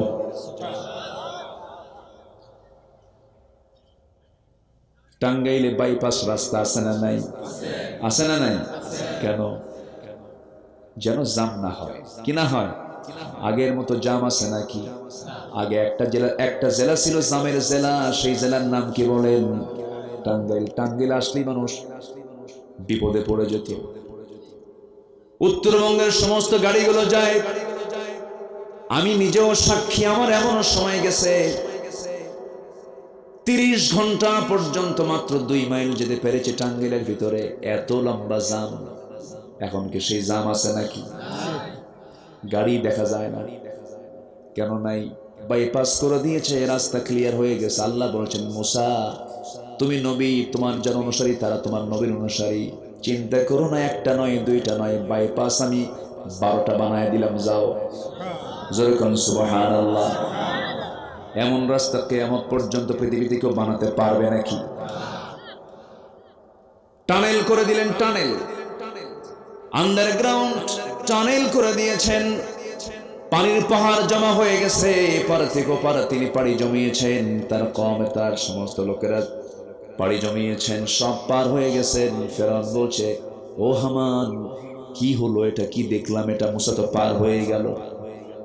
কোন ক্রমে সম্ভব নয়, ওকে ছেড়ে দেওয়া যাবে না, ওকে ধরতেই হবে। হামান বলছে, চিন্তা করেন না ফেরাউন, আমি আপনার মন্ত্রী আছি, তো আমার তো কিছু বুদ্ধি আছে। বুদ্ধি ছিল হামানের বেশি না কম? বেশি। ফেরাউন শুধু হাউ মাউ করতো। ফেরাউন শুধু কি হাউ খাউ করতো, চিৎকার করতো। বুদ্ধি কম ছিল, বুদ্ধি শুদ্ধি কম ছিল। বুদ্ধি ছিল সরকার হামান। হামান বলছে, কোনো চিন্তা করবেন না, আমি একটু দেখে আসি, অবজার্ভ করে আসি, তদন্ত করে আসি। সে ঘোড়া চালায় দিল, এপার থেকে ওই রাস্তা দিয়ে ওপারে চলে গেল, ওপার থেকে এবার আসলো। এবার বলছে ফেরাউন, আমি নিজেই ঘোড়া দাবড়ায়া নদীর এপার থেকে ওপার চলে গেছি, আবার আসছি, কোনো সমস্যা নাই, রাস্তা ক্লিয়ার। ওর বাপের রাস্তা। যখন মরার সময় হয় তখন কিন্তু ব্রেন থাকে না, একটু চিন্তাও করলো না যে রাস্তাটা যে হলো, আশ্চর্য হওয়ার দরকার তো, যে রাস্তাটাতে এই সেই কথা না, তো এই রাস্তা দিয়ে মুসা পার হয়ে গেছে, আমি যে পার হবো তার গ্যারান্টি কি? একটু ভয়ও করলো না, কিন্তু রাগ, মুসাকে ধরতেই হবে, মুসাকে ধরতেই হবে। ইমানদারদেরকে ধরতে আসেন না বেশি, আপনার অবস্থাও ফেরাউনদের মতো হবে, ঠিক কি না? সম্মানিত ভাইয়েরা, অনেক প্রেক্ষাপট, অনেক কথা। প্রেজেন্ট ওয়ার্ল্ডে একটা ইসলামের জাগরণ আমরা লক্ষ্য করছি, বলি আলহামদুলিল্লাহ, জোরে বলি আলহামদুলিল্লাহ। আফগানিস্তানকে গালি দিত সবাই, সে আফগানিস্তান এখন অর্থনৈতিক সমৃদ্ধির দিক থেকে অনেক এগিয়ে। তারা মাত্র 2 বছর, আমার দেশে $1 114 থেকে 19 টাকা, আর ওই দেশে 1 টাকা সমান কি বলে $1 সমান 73 টাকা। তারা কত এগিয়ে এসেছে তারা অর্থনীতির দিক থেকে। তারা চুরি করে না, ডাকাতি করে না, সেইভাবে তারা এগিয়ে আসতেছে। অথচ কিছুদিন আগেই আমরা তাদেরকে কত কি বলেছি, কত গালমন্দ করেছি। সম্মানিত ভাইয়েরা, পশ্চিমা বিশ্বের ভয় একটাই, ইসলাম। আসতে তাদের ভয় কি? ইসলাম আসলে তাদের কোনো ক্ষমতা থাকবে, তাদের কোনো নেতৃত্ব থাকবে, এটাই হচ্ছে তাদের ভয়। কিন্তু আমাদের একটাই চিন্তা, সেটা হলো পৃথিবীতে কিছুই থাকবে না ইসলাম ছাড়া। ইসলাম পরাজিত থাকবে না, বিজয়ী হবে। ইসলাম পরাজিত না, বিজয়ী হবে। বিজয়ী হওয়ার জন্য কাজ করার দরকার আছে না নাই? এর জন্য আগে খারাপ মানুষ হওয়া দরকার না ভালো মানুষ হওয়া দরকার? ভালো মানুষ হওয়া দরকার। আসেন, আমি মূল আয়াতের দিকে চলে গিয়েছি অনেক আগেই, আমি জাস্ট শুধু মিলায়ে দিচ্ছি। পাপ করলে পাপ আমাকে ঘেরাও করবে, পাপ আমাকে কি করবে? ঘেরাও করবে। আল্লাহ রাব্বুল আলামিন সূরা বাকারার আমার তেলাওয়াতকৃত আয়াতগুলোর দিকে আমি চলে গেলাম। 81 এবং 82 নম্বর আয়াতে বলছেন, বালা মান কাসাবা সাইয়্যাতান ওয়া আহাতাত বিহি খাতিআতুহু উলাইকা আসহাবুন নার হুম ফিহা খালিদুন। জোরে বলুন আল্লাহু আকবার। বান্দা, তুমি যদি পাপ করো, পাপ তোমাকে ঘেরাও করে ফেলবে। দেখবেন যদি কোনো মানুষ বিড়ি খায়, বিড়ি খাইলে ঠোঁট তার কি হয়? কালো হয় না? টের কি পাওয়া যায় না? টের পাওয়া যায়, সে বিড়িখোর। সে কি? বিড়িখোর। যদি কেউ মদ খায়, মদ খেলে পরে তার চোখটা কি হয়? লাল হয়ে যায়, টের পাওয়া যায় সে মদখোর। তার চোখ বলে দেয় সে মদ খায়। আমার বন্ধুগণ, এইভাবে যদি কেউ পাপ কাজ করে, তার চেহারায় সে পাপের চিহ্নটা ফুটে ওঠে। আল্লাহ বলছেন পাপ করবে, পাপ তোমাকে ঘেরাও করে ফেলবে। পাপ করলে পরে 7টা বিষয় তার কাছে স্পষ্ট হয়ে যাবে। পাপের ফলাফল হলো 7টা। নাম্বার 1 হলো নির্লজ্জ হয়ে যাবে। দেখেন না আজকের মেয়েদের চলাফেরা, লজ্জা শরম আছে কিছু? আজকে লজ্জা শরম কিছু আছে? কাদের মা বোন? আমাদেরই তো মা বোন, আমরা ছেড়ে দিয়েছি। আমার মাহফিল চুয়াডাঙ্গা, গত বছর খাইতে বসছি, এক মুরব্বী এসে দোয়া চাই, হুজুর আমার বড় মেয়ের জন্য দোয়া করবেন। কেন, কি হয়েছে? ঠাকুরগা বিয়ে দিচ্ছে। ঠাকুরগা এত দূরে বিয়ে দিলেন, বাড়ি হলো চুয়াডাঙ্গের, কারণটা কি হুজুর? কি আর বলি, আমি বললাম যে বিয়ের ঘটকটাকে বলেন। হুজুর মোবাইল ঘটক কে? মোবাইল। আমি কি দোয়া করে দেবো নাকি বলুন? এই যে একটু নড়াচড়া করতেছেন যে আপনারা, আমি কি খুব কষ্ট দিচ্ছি না তো? থাকেন না, কত সময় চলে যায়, কত সময় অপচয় হয় আমাদের। যদি কেউ আপনার পাশে থেকে উঠতে চায়, একটু শক্ত করে ধরবে আর মহাব্বতে একটা মুস্কি হাসি মেরে একটু বসায় দিবে। কে ভাই বসে, আলহামদুলিল্লাহ বলেন, একটু বসে। তাহলে পাপ করলে 6টা জিনিস তার মধ্যে চলে আসে। 1 নম্বর হলো সে নির্লজ্জ হয়। সে কি হয়? নির্লজ্জ, লজ্জা থাকে না। নাম্বার 2 হলো সৌন্দর্য নষ্ট হয়ে যায়। নাম্বার 3 হলো রোগাক্রান্ত হয়ে পড়ে। নতুন নতুন যে রোগ দুনিয়া জুড়ে এসেছে, আমার বাপ দাদার আমলে, দাদাদের আমলে কি এইডস নামক কোনো রোগ ছিল নাকি? সিফিলিস নামে কোনো রোগ ছিল নাকি? নতুন নতুন রোগ এসেছে। করোনা নামক একটা ভাইরাস চলে গেছে। এই সমস্ত নতুন নতুন রোগের মূল কারণ হলো পাপাচার বেড়ে যাওয়া না কমে যাওয়া? বেড়ে যাওয়া। পাপ যত বাড়বে রোগ তত বাড়বে। অতএব হসপিটাল বাড়ানো দরকার না, পাপ বন্ধ করা দরকার। কি বন্ধ করা দরকার? পাপ বন্ধ করা দরকার। পাপ বন্ধ হয়ে গেলে রোগ বন্ধ হয়ে যাবে, রোগ আর হবে না। পাপের সাথে রোগের সম্পর্ক। আমার ভাইয়ের নাম্বার 4 হলো রিজিক বরকত শূন্য হবে। রিজিকের মধ্যে কোনো বরকত থাকবে না। 1000 কোটি টাকার মালিক কিন্তু পাপের সাগরে হাবুডুবু খায়, সে কখনো শান্তি পাবে না, রিজিকে বরকত পাবে না। টাকা পয়সা শুধু রিজিক নয়, একটা চরিত্রবতী বউ পাওয়া একটা উন্নত রিজিক। এটা চরিত্রবান সন্তানাদি, এটা একটা উত্তম রিজিক। এই রিজিকগুলোতে সে হারায়া ফেলবে। পাপ কাজ যখন করবে সে শান্তি পাবে না, রিজিকে তার বরকত থাকবে না। বাড়িতে যাবে, বউটা আরেকজনের সঙ্গে লাইন মারবে। মেয়ের দিকে তাকাবে, মেয়েটা ইয়াবা খায় শীত হয়ে পড়বে। ছেলের দিকে তাকাবে, ছেলের ঘরের মধ্যে ঢুকে বালিশ টানতে দিকে পিস্তল। সেই পিস্তল নিয়ে বাবার মাথায় ঠাকায় বলবে, বেশি বাড়াবাড়ি করবি তো তোরে শেষ করে ফেলবো। কি ঠিক কিনা বলেন? সে বরকত শূন্য হয়ে পড়বে। নাম্বার 5 হলো সবাই তাকে ঘৃণা করবে, কেউ তাকে মহাব্বত করবে না, মনে মনে ঘৃণা করবে। সামনে ভয় হয়তো তাকে ভালোবাসবে।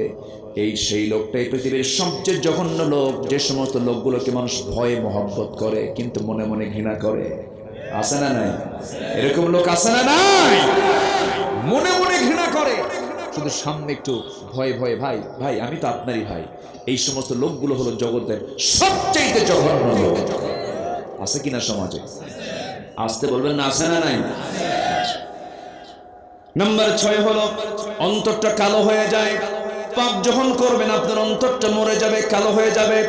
দয়া মায়া মহব্বত ভালোবাসা কোনো কিছুই থাকবে না আপনার ভিতরে। যেমনি ইচ্ছা আপনি তেমনি কাজগুলো করবেন। আপনার চোখের সামনে মানুষকে আপনি হত্যা করবেন, দয়া মায়া থাকবেন, অন্তরটা কালো হয়ে যাবে। নাম্বার 7 হলো ওই লোকটা যতই দোয়া করুক আল্লাহর দরবারে দোয়া কবুল হবে। আসতে বলেন, দোয়া কবুল হবে। দোয়া কবুল হওয়ার জন্য পাপ ধরবো না পাপ ছাড়বো? পাপ ধরবো না পাপ ছাড়বো? এক সাহাবী বলছেন, হুজুর আমাকে বেশি আমল দিবেন না, মাত্র 2-1টা আমল আপনি আমাকে দেন। রাসূল বলেন, তুমি কি কি আমল নিজে করো আগে বলো। সাহাবী বলছেন, ইযা সাল্লাইতুল মাকতুবাত ওয়া সুমতু রমাদান ওয়া হালালতুল হালাল ওয়া হারামতুল হারাম ওয়া লাম আযিদ আলা যালিকা শাইআন আদখুলুল জান্নাতা ইয়া রাসূলুল্লাহ। ক্বালা নাআম। আল্লাহু আকবার। হুজুর আমি যদি 5 ওয়াক্ত নামাজ পড়ি, রমজান মাসে রোজা রাখি, হালালকে হালাল জেনে হালাল জীবন গ্রহণ করি, হারামকে হারাম জেনে হারাম জীবনকে বর্জন করি, আমি কি জান্নাত পাবো নাকি? রাসূল বললেন হ্যাঁ ও হ্যাঁ সাহাবী, তুমি জান্নাত পেয়ে যাবে। সাহাবী বলছেন ওয়ালা মাজিদ আলা যালিকা শাইআন, আমি এই চারটার বেশি আর কোনো আমল করতে চাই না। রাসূল বললেন দেখো দেখো জান্নাতে সাহাবী আমার যেতেছে। যেরকম সুবহানাল্লাহ। জান্নাতে যাওয়ার জন্য কি বেশি কিছু লাগবে? আমরা তো আজকে হালাল হারামটাই ফ্রেশ করতে পারি নাই। হারামের মধ্যে হালাল ঢুকাইছি, হালালের মধ্যে হারাম ঢুকাই। ওয়ালা তালবিসুল হাক্কা বিল বাতিল, কার কথা? আসতে বলবেন না, কার কথা? আল্লাহর কথা। আমরা তো সবগুলোকে মিশিয়ে ফেলে দিয়েছি আমার বন্ধুগণ। সেই জন্য আমরা সবচেয়ে বড় চ্যালেঞ্জ হলো গুনাহমুক্ত জীবন যাপন করা।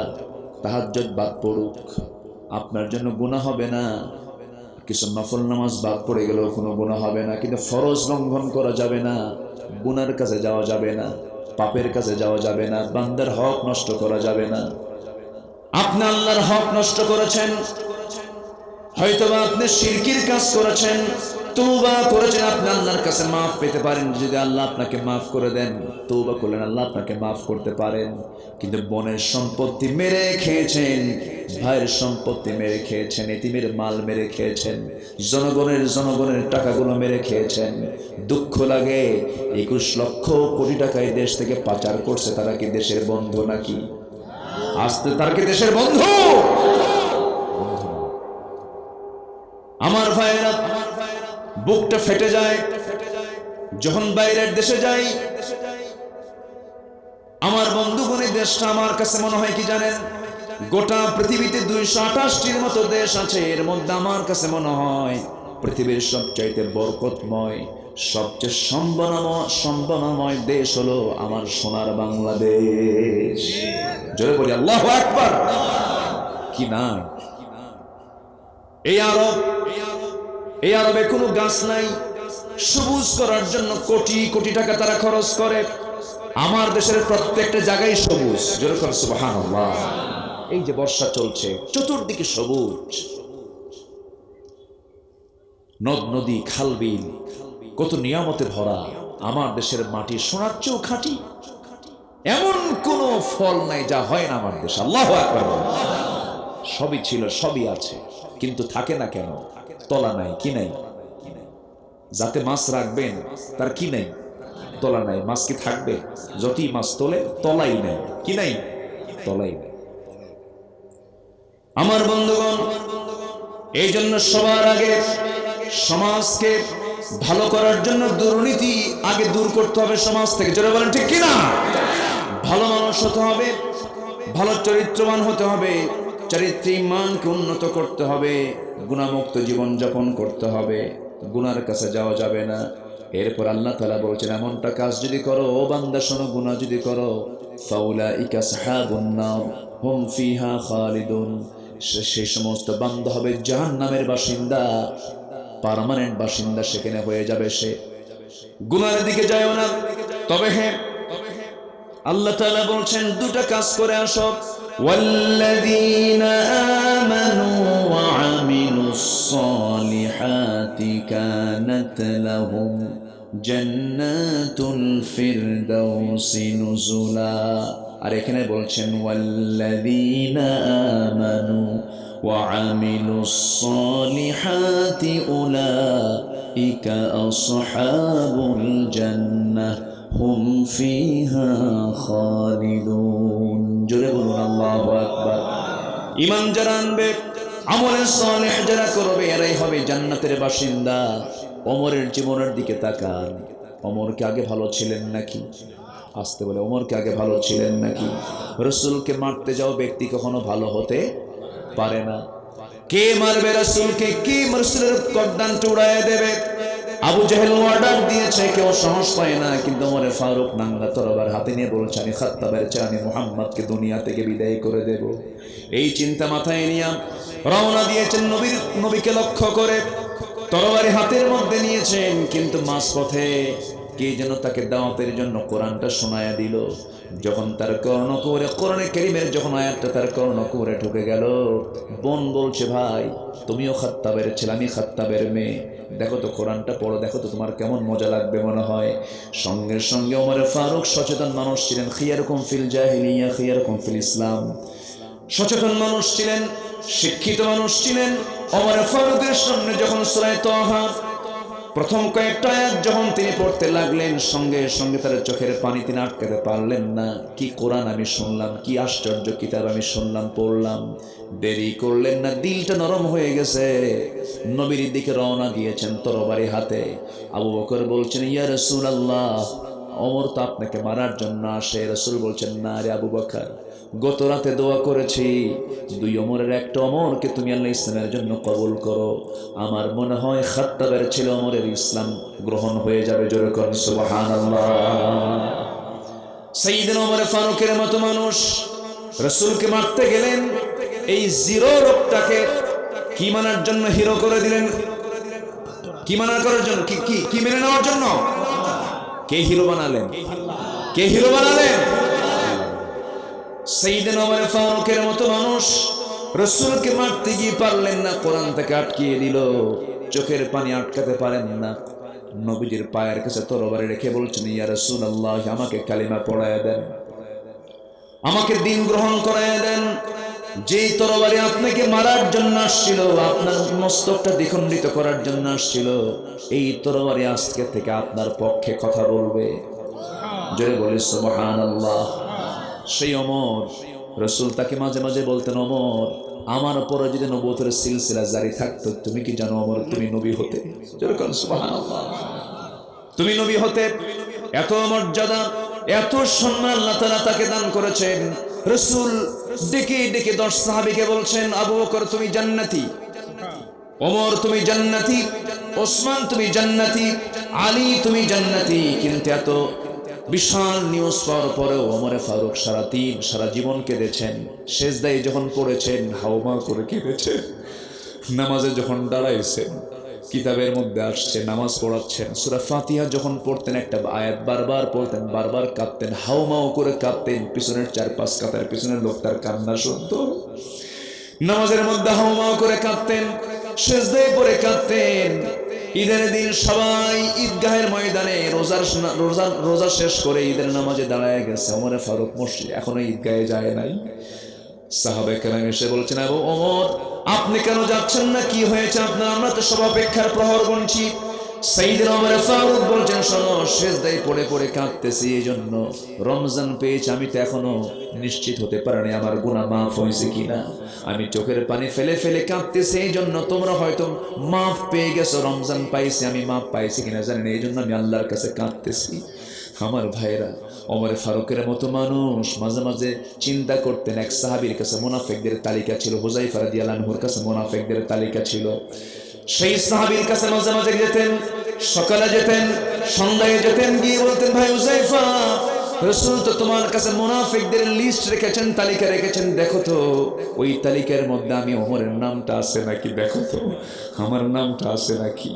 সঙ্গে সঙ্গে হুযায়ফা বলতেন, ভাই ওমর, আপনার নাম থাকবে কেন, আপনি তো সন্দেহ করেন কেন? তিনি বলছেন, শোনো, আমার কাছে মনে হয় আমার মধ্যে কিছু নিফাকত থাকতেও পারে, আমার নামটা তার মধ্যে থাকতেও পারে। ওমর ফারুকের মতো মানুষের এত পেরেশানি ছিল, জান্নাত পাবো কিনা, জান্নাত পাবো কিনা, এত অস্থিরতা নিয়ে তিনি চলতেন। এত ভালো মানুষ তিনি ছিলেন। রাষ্ট্রপ্রধানের দায়িত্ব তিনি পালন করেছেন।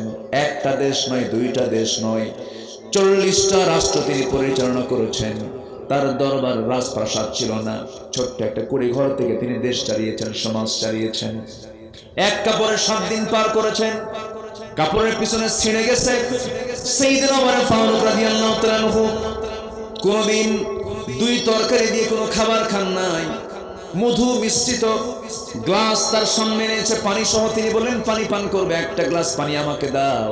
ওর মধ্যে মধু মিশ্রণ করে দিয়েছে। ওমর ফারুক বলছেন, গ্লাসটা নিয়ে যাও। ওমর কখনো মধু মিশ্রিত পানি খায় না, কারণ জান্নাতে মধু দিবেন, পানিও দিবেন, সব নিয়ামত জান্নাতে খাবো, দুনিয়াতে খাবো না, দুনিয়াতে আমি খাবো না। ওমর ফারুকের সামনে আবিসিনিয়ার গভর্নর নতুন একটা দামি খাবার নিয়ে হাজির হয়েছেন। তাকে খুশি করার জন্য বলছেন, আমিরুল মুমিনিন, আপনার সামনে আমি যে দামি একটা খাবার নিয়ে এসেছি, খুব পছন্দের খাবার, টেস্টি খাবার, আপনি এটা খান। সাইয়েদনা ওমর ফারুক বললেন, যে খাবারটা তুমি আমাকে খাওয়াতে চাচ্ছ, কষ্ট করে এনেছো, ভালো কথা, আমার দেশের প্রত্যেক জনগণকে এই খাবার খেতে পারবে নাকি? না, তো এই দামি খাবার সবাই তো খেতে পারবে না। আস্তে করে সেই খাবারটা সরাইয়া দিয়ে বলছে, গভর্নর জেনে রেখে দিও, আমার দেশের জনগণ যে খাবার খেতে পারবে না, সেই খাবার ওমর কোনোদিন মুখে নিতে পারে না। জোরে কোন সুবহানাল্লাহ। আমার বন্ধুগণ, বিচার কি সঠিক ছিল? কি তাকওয়া ছিল তাদের ভিতরে? কি জিকির ছিল তাদের ভিতরে? হু হু জিকির করলে জিকির হয় না। মধুর বোতল তিনি পেয়েছেন রাষ্ট্রের পক্ষ থেকে, এক বোতল মধু, তিনি সহ তার প্রতিবেশীদের মাঝে এটা ভাগ করে দিতে হবে। মধুর বোতল নিয়ে এসে বউয়ের সামনে দাঁড়ালেন। বউকে বলছেন, বউ আমার, মধুর বোতলটা ভাগ করো, মধুটা ভাগ করতে হবে। এই মধুকে 7 জন প্রতিবেশী সমান করে ভাগ করে দাও। ঠিক আছে, আমাকে দেন, আমি বন্টন করে দিচ্ছি। বউয়ের হাতে দেওয়ার পরপরই বলছেন, আমার স্ত্রী, মন খারাপ করো না, মধুর বোতলটা আমাকে দাও, আমি তোমাকে ভাগ করতে দেব না, আমি প্রতিবেশীকে দায়িত্ব দেব। ওমর ফারুকের স্ত্রী একটু মনক্ষুণ্ণ হলেন, কারণ তাকে তিনি মাইন্ড করলেন, আমার স্বামী আমাকে বিশ্বাস করলেন না, আমার স্বামী আমাকে পছন্দ করলেন না, আমি মনে সমান বন্টন করব না। ওমর ফারুক রাদিয়াল্লাহু আনহু বললেন, আমার স্ত্রী, তোমার মন খারাপ কেন? তিনি বলছেন, আমার স্বামী গো, আমি কি কখনো মধু আমার ভাগে বেশি নেব নাকি? আমি তো মন খারাপ করতেই পারি। ওমর ফারুক বলছেন, আমার স্ত্রী, আল্লাহর কসম করে বলে আমি তোমাকে সন্দেহ করি নাই, আমি তোমাকে ডাউট করি না, আমি তোমাকে ভালোবাসি। আমি চালাই রাষ্ট্র, তুমি চালাও আমার পরিবার নামক রাষ্ট্র। আমার সন্তানকে দেখো, আমার পরিবারকে দেখো। তুমি যদি আমার পরিবারকে না দেখতে, আমার রাষ্ট্র চালাতে আমার কষ্ট হয়ে যেত। আমি তোমাকে সম্মান করি, ভক্তি করি, শ্রদ্ধা করি, কিন্তু আল্লাহর নামের কসম করে বলছি, আমি তোমাকে সন্দেহ করি না। কিন্তু আপনি আমাকে কেন মধুর বোতল ভাগ করতে দিলেন না, মধু ভাগ করতে দিলেন না? আসেন, এরকম প্রশ্ন হয় না? গন্ডগোল লাগে না? স্বামী স্ত্রীর মধ্যে একটু ভুল বোঝাবুঝি হয় না ভাই? হয় কিনা বলেন? মধু খাওয়াকে নিয়ে রাসূলের সঙ্গে লাগছে বউদের, লিমা তুহাররিমা মা আহাল্লাল্লাহু লাক। অনেক কথা, কোন দিকে যাব আমি? এক রাত তো পাইছি, একটু একটু করে বলতেছি। কষ্ট হচ্ছে নাকি আপনাদের? আমার বন্ধুগণ, ওমর ফারুকের মতো মানুষ, খুব গরম মানুষ ছিলেন। বউটা রাগ করেছেন, তিনি রাগ করলেন না। স্বামী স্ত্রীর মধ্যে কখনো দ্বন্দ্ব লাগবে না। আহমাদ ইবনে হাম্বল বলেন, আমি আমার জীবদ্দশা আমার বউকে হারিয়েছি। আমার বউয়ের সঙ্গে আমার 30 বছরের সংসার হয়েছে, কিন্তু একটা দিন তার সঙ্গে আমার গন্ডগোল লাগে নাই। এই গন্ডগোল না লাগার মূল কারণ হলো, আমার স্ত্রী যখন আমার সামনে খেপে যেতেন, আমি তখন থেমে যেতাম। আমি যখন খেপে যেতাম, আমার বউ তখন থেমে যেতেন। সুবহানাল্লাহ বলেন। সালাম দিবেন, পরিবার অশান্তি হবে না। বউকে নিয়মিত যে স্বামী সালাম দেবে, সেই স্বামী কখনো বউয়ের দ্বারা কখনো আক্রান্ত হবে। ব্যবহার আমাদেরকে ভালো করতে হবে, ব্যবহার আমাদেরকেও ভালো করতে হবে। বউয়ের কথা শুনতে হয় না? আস্তে করে দেখছেন, কেউ শুনি না মনে হয়। বউয়ের কথা শুনতে হয় না? আচ্ছা, কে বউয়ের কথা শোনে না? এখানে কে আছে আমি বউয়ের কথা শুনি না? এরকম কেউ আছে? একজনও নাই, আমিও নাই, আমিও শুনি। আপনি শোনেন না? শোনেন, আপনি শোনেন না? শুনেছেন মুহাম্মদ সাল্লাল্লাহু আলাইহি ওয়াসাল্লাম, তিনিও শুনেছেন। বউয়ের কথা শুনবেন না কেন? শুনতে হবে। একটা গল্প মনে পড়লো আমার। রাজা প্রজাদের মাঝে ঘোষণা করেছে, যে প্রজা বউয়ের কথা শুনবে, যে প্রজা বউয়ের কথা শুনবে, তাকে রাষ্ট্রের পক্ষ থেকে একটা করে ডিম দেওয়া হবে। আর যে প্রজা বইয়ের কথা শোনে না, বইয়ের বুদ্ধি নেয় না, তাকে একটা করে ঘোড়া দেওয়া হবে। গোটা দেশ থেকে সমস্ত প্রজারা চলে আসছে, কিন্তু সব প্রজার অধিকাংশই হলো বইয়ের কথা শোনে এমন প্রজাই বেশি। তো সবার হাতে একটা করে ডিম দেওয়া হলো। সন্ধ্যা রাত দিয়ে কোন এক আল্লাহর গোলাম এসে বলতে, রাজা মশাই, জীবনে আমি আমার বইয়ের কথা শুনি নাই। রাজা বলল, ঠিক আছে, আস্তাবল থেকে একটা ঘোড়া নিয়ে তুমি চলে যাও। সে একখান কালো ঘোড়া নিয়ে চলে গেছে বাড়িতে। সন্ধ্যার দিকে বউ বলতেছে, কি ব্যাপার, তুমি ঘোড়া নিয়ে আসলা? ঘোড়া কি কিনলা? কোথায় কি পাইলা? কেন? ঘোড়া একটা কালো নিয়ে আসছি, এটা উপহার পাইছে, রাজা আমাকে উপহার দিছে। তো ঘোড়া নিছো, তুমি কালো ঘোড়া নিছো কেন? কালো কোনো কালার হলো নাকি? লাল ঘোড়া নিয়েছো, যাও। বুঝতেছেন? চলে আসে রাজদরবার। রাজাকে বলতেছে, রাজা মশাই, ঘোড়া তো দিছেন ভালো কথা, কিন্তু ঘোড়াটার তো কালার একটু দুর্বল হয়ে গেছে, লাল হলে ভালো হয়। কেন আগে কেন বললা না? বউ আমারে বললো যে লাল ঘোড়া ভালো হয়, কালো ঘোড়া খুব একটা ভালো না। রাজা বলতেছে ঘোড়া থুইয়া ডিম নিয়ে যা। কি কথা বলছেন? ঘোড়া থুইয়া ডিম নিয়ে যা। শেষ পর্যন্ত ওটাও বইয়ের কথা শুনে। সন্ধ্যা পার হয়ে যাওয়ার পর রাজা চলে গেছে এখন অন্দরমহলে। স্ত্রীর সামনে যখন দাঁড়াইছি, স্ত্রী এখন মুসকে মুসকে হাসি মেরে বললেন, স্বামী আমার রাজা, আপনি কি পেলেন? বইয়ের কথা শুনে না এমন কোন নাগরিককে পেলেন? পাইছিলাম শেষ পর্যন্ত একটা, ওটাও দেখি বইয়ের কথাই শুনে। এখন রানী বলছে, রাজা মশাই, অতএব যারা বইয়ের কথা শুনে তাদেরকে ঠকানোর কি দরকার? একজনকে দেবেন ঘোড়া, আরেকজনকে দেবেন ডিম, এটা হলো? অন্তত যারা বইয়ের কথা শুনে তাদেরকে 5 কেজি করে চাল দেন, এটা আমার পরামর্শ। আচ্ছা ঠিক আছে। পরের দিন মন্ত্রী বৈঠকে বসে উজিরদের সামনে রাজা মশাই বলে, দেখো ডিমটা না দিয়ে যারা বইয়ের কথা শোনে তাদেরকে 5 কেজি করে চাল দাও। এখন এক উজির বলতেছে, রাজা মশাই এই পরামর্শ আপনাকে কে দিল? বউ আমার শিখায় দিল। কি কথা কি বুঝতেছেন আপনারা? তাহলে রাজা প্রজা সবাই কি শুনতে হয় কার কথা? আমার মায়ের আজকে খুব খুশি হয়েছে, ভালো করে কর, ভালো করে কর। কিন্তু কথা যে শুনবো আমি, বৈধ কথা না অবৈধ কথা? বলেন বলেন বলেন। বৈধ কথা শুনতে হবে, বৈধভাবে চলতে হবে। হারাম কোনো কাজে আমার যাওয়া যাবে না, হারাম কোনো কাজের পরামর্শ শোনা যাবে না। ওমরে ফারুকের স্ত্রীর কাছ থেকে মধুর বোতলটা নিলেন। মধুর বোতল নিয়ে করলেন কি? তিনি প্রতিবেশীর হাতে দিয়ে দিলেন। 1 বোতল মধু ভাগ করে যখন ওমরের হাতে দেওয়া হয়েছে, সেই ভাগ করা মধুটা নিয়ে সেই স্ত্রীর হাতে দিয়ে বলছেন, এই যে স্ত্রী, আমাদের অংশের মধুটা নিয়ে নাও। আর আমি তোমাকে মধু ভাগ করার দায়িত্ব এই জন্য দেই নাই। মধু হলো তরল জিনিস, মধু হলো লিকুইড জিনিস। এই মধুটা যখন তুমি সমান ভাগে ভাগ করতে যাবে, সমান হয়তো হবে, কিন্তু ভাগ করতে নিয়ে কিছু অংশ মধু কয়েক ফোঁটা, 2 ফোঁটা হোক, 3 ফোঁটা হোক, হাতে লেগে যাবে। এই হাতে লেগে যাওয়া 1 ফোঁটা 2 ফোঁটা মধু আমার অংশে বেশি চলে আসুক, এটা আমি চাই নাই মনে করে আমি মধু ভাগের দায়িত্ব আমারে না দিয়ে আমি অন্য প্রতিবেশীকে দিয়েছি। জোরে বলি সুবহানাল্লাহ। তারা 1 ফোঁটা মধুর চিন্তা করেছেন।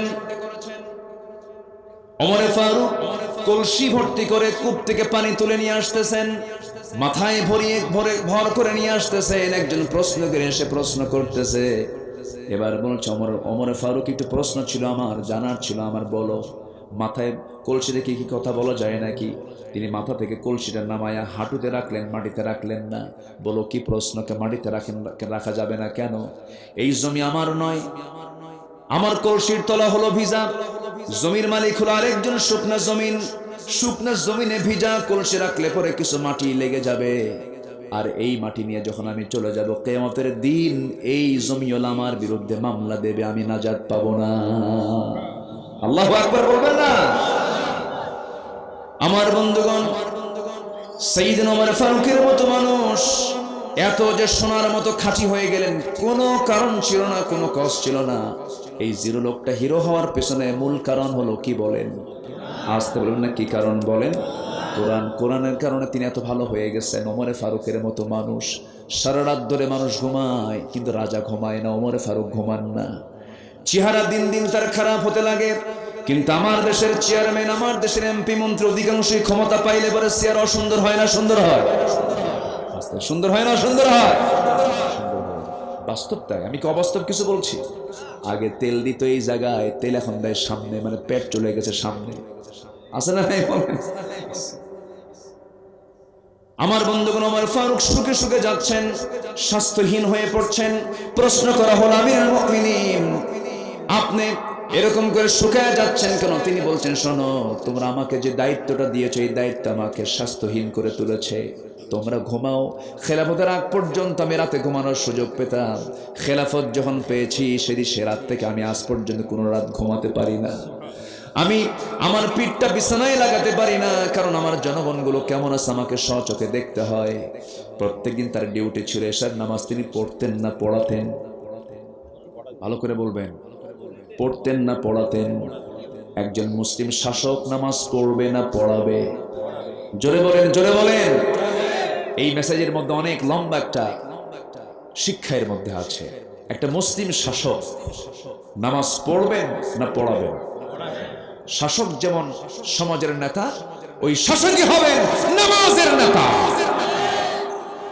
এই নীতি যতক্ষণ পর্যন্ত মুসলিম সমাজে চালনা হবে, চুরি বন্ধ হবে না, ডাকাতি বন্ধ হবে না, সন্ত্রাসী বন্ধ হবে না। ঠিক কিনা বলেন? ওমরে ফারুক নিজে নামাজ পড়লেন না পড়ালেন? পড়ালেন। শাসকের দায়িত্ব হচ্ছে নামাজ পড়ানো। নামাজে তিনি দাঁড়ালেন, নামাজ শেষ করে ফেললেন, দেরি করলেন না, সোজা স্ত্রীর সামনে গিয়ে বলছেন, স্ত্রী আমাকে যত কিঞ্চিত কিছু খাবার দাও, আমি চলে যাচ্ছি, বাইরে বের হয়ে যাব, আমি জনগণকে দেখতে হবে। আমার জনগণকে দেখার জন্য প্রটোকল লাগলো না, কাউকে লাগে না। ওমরে ফারুক একা একা যান, ছোট্ট একটা লাঠি হাতের মধ্যে নিয়ে রাখেন। আর পাহারাদারকে আসতে, পাহারাদারকে আল্লাহ তাআলা। নিশি রাত্রিতে একা একা চলতেছেন। একটা রাতের কথা বলি আমি, কোন এক রাত্রিবেলা ওমরে ফারুক করলেন কি, জনগণকে দেখার জন্য বের হলেন। ঘর থেকে বের হওয়া মাত্রই এক প্রতিবেশীর ঘর থেকে ছোট্ট ছোট্ট বাচ্চাদের কান্নার আওয়াজ শুনতে পেলেন। বাড়ির সামনে গিয়ে দাঁড়িয়ে বলছেন, এই বাচ্চাগুলোর মা কি নাই? এত রাত্রে বাচ্চাগুলো কান্দে কেন? কান্দে ভিতরে থেকে জবাব আসতেছে, স্বামী নাই, বিধবা আমি, আমার ঘরে কোনো আটা নাই, খাবার নাই। ওমরে ফারুক কাঁদতে কাঁদতে দৌড় মেরে গিয়া খাদ্য গুদাম থেকে আটার বস্তা নিজের পিঠে বহন করে বিধবার হাতে দিয়ে বলছে, বিধবা যখন ফুরে যাবে আমাকে আবার সংবাদ দেবে, আমি নিজ দায়িত্বে পৌঁছাইয়া দেব। এরপরে গেলেন সামনের দিকে। চলতে চলতে একটা বাড়ির সামনে গিয়ে দাঁড়ালেন। ভিতর থেকে বড় একজন মহিলার কান্নার আওয়াজ, চিৎকার করে করে কাঁদতেছে। কারণ জিজ্ঞাসা করলেন, বলা হলো ভিতরে একটা মহিলার পেটের যন্ত্রণা শুরু হয়ে গেছে, পেটে বাচ্চা, ডেলিভারি হবে কিন্তু ধাত্রী নাই। ওই গভীর রাত্রিতে আপনি তিনি কাকে ডাকবেন? সোজা বাড়িতে চলে আসেন। বাড়িতে এসে বলছে, গিন্নি আমার স্ত্রী বোরকাটা পড়ো তো। বোরকা পড়লেন, বোরকা পড়ায় নিয়া বউকে সঙ্গে করে নিয়া ওই বাড়ির সামনে গিয়ে দাঁড়ায় বলছে, আমার স্ত্রী, আল্লাহর কসম করে বলি আমরা শাসক নই, আমরা হলাম জনগণের খাদেম। আমার স্ত্রী, আমার দায়িত্ব তোমাকে পালন করতে হবে, সে তো নারী, আমি তো তার খেদমত করতে পারবো না। তুমি এই মুহূর্তে এই বাড়ির মধ্যে ঢুকবি। একজন মহিলা তার পেটের বাচ্চা নিয়ে যন্ত্রণায় কাতরাচ্ছে, ডেলিভারি হচ্ছে না, নার্স নাই। এই মুহূর্তে তোমাকে এই কাজটা করতে হবে। স্ত্রীর সঙ্গে সঙ্গে ভিতরে ঢুকলেন, বউকে নার্সের দায়িত্ব পালন করতে দিলেন, নিজে চললেন সামনের দিকে। চলতে চলতে চলতে চলতে সামনে তিনি চলতে চলতে দেখতে পাচ্ছেন কেউ নাই, নিঝুম পল্লী, নিঝুম গ্রাম, চতুর্দিকে শুনশান নীরবতা।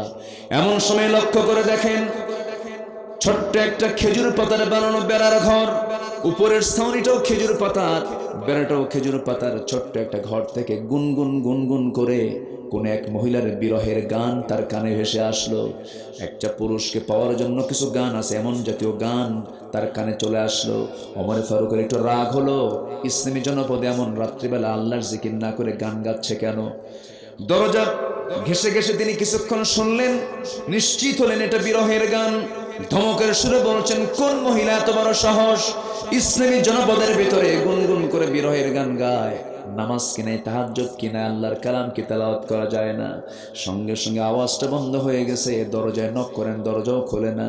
পিছন দিকে আসলেন, খেজুর পাতার বানানো বেড়াটা আস্তে করে টান মারলেন। ভিতরে ঢুকে দেখেন সামনে প্রদীপ জ্বালানো একজন মহিলা, মাথায় কাপড় দেওয়া, বোরকা পরিহিতা, সামনে দাঁড়ায় আছে। ওমরে ফারুক বলছেন, মহিলা গুনগুন গুনগুন করে এত রাত্রে গান গাও কেন? এটা কি ইসলামী জনপদ নয়?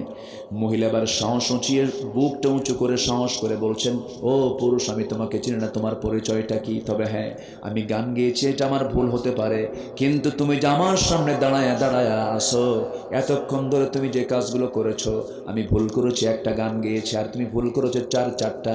ওমরে ফারুক বলছেন, ভুলগুলো কি কি বলো তো?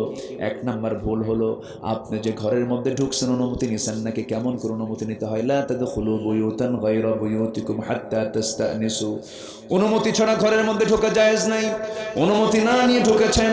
ও তুসাল্লিমু আলা আহলিয়া, সালাম দিয়ে ঢুকতে হয়, আপনি কোনোটাই করলেন না, ধমক দিয়ে ঢুকলেন। কিন্তু মহিলা তো জানে না এটা প্রশাসকদের বড় প্রশাসক, আসামি ধরার জন্য কি সালাম দেওয়ার দরকার আছে নাকি?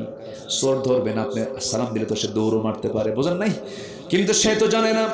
এটা ছিল কৌশল ওমর ফারুকের রাদিয়াল্লাহু আনহু, তার কৌশল ছিল। ভিতরে ঢুকে পড়েছেন। এবার মহিলা বলছে, সালাম দিলেন, অনুমতি নিলেন না। নাম্বার 3 হলো, আমার বেড়াটা ভাঙলেন, আমার সম্পদ নষ্ট করলেন, বান্দার হক নষ্ট করলেন। নাম্বার 4, আপনি একজন পরপুরুষ, আমি একজন পর নারী, আমার পর্দার একটু হলেও না খেলাফ হয়ে গেছে, এই 4টি ভুল আমি আপনাকে মাফ করব না। ওমর ফারুক এবার বলছেন, মহিলা তুমি এই ভুলের জন্য কি কি করবে বলো তো। মহিলা বলছে, আপনি কি জানেন ওমর ফারুকের নাম শুনছেন নাকি? কার সামনে কয়? ওমর ফারুকের সামনে বলতেছে, ওমর ফারুককে আপনি চিনেন নাকি?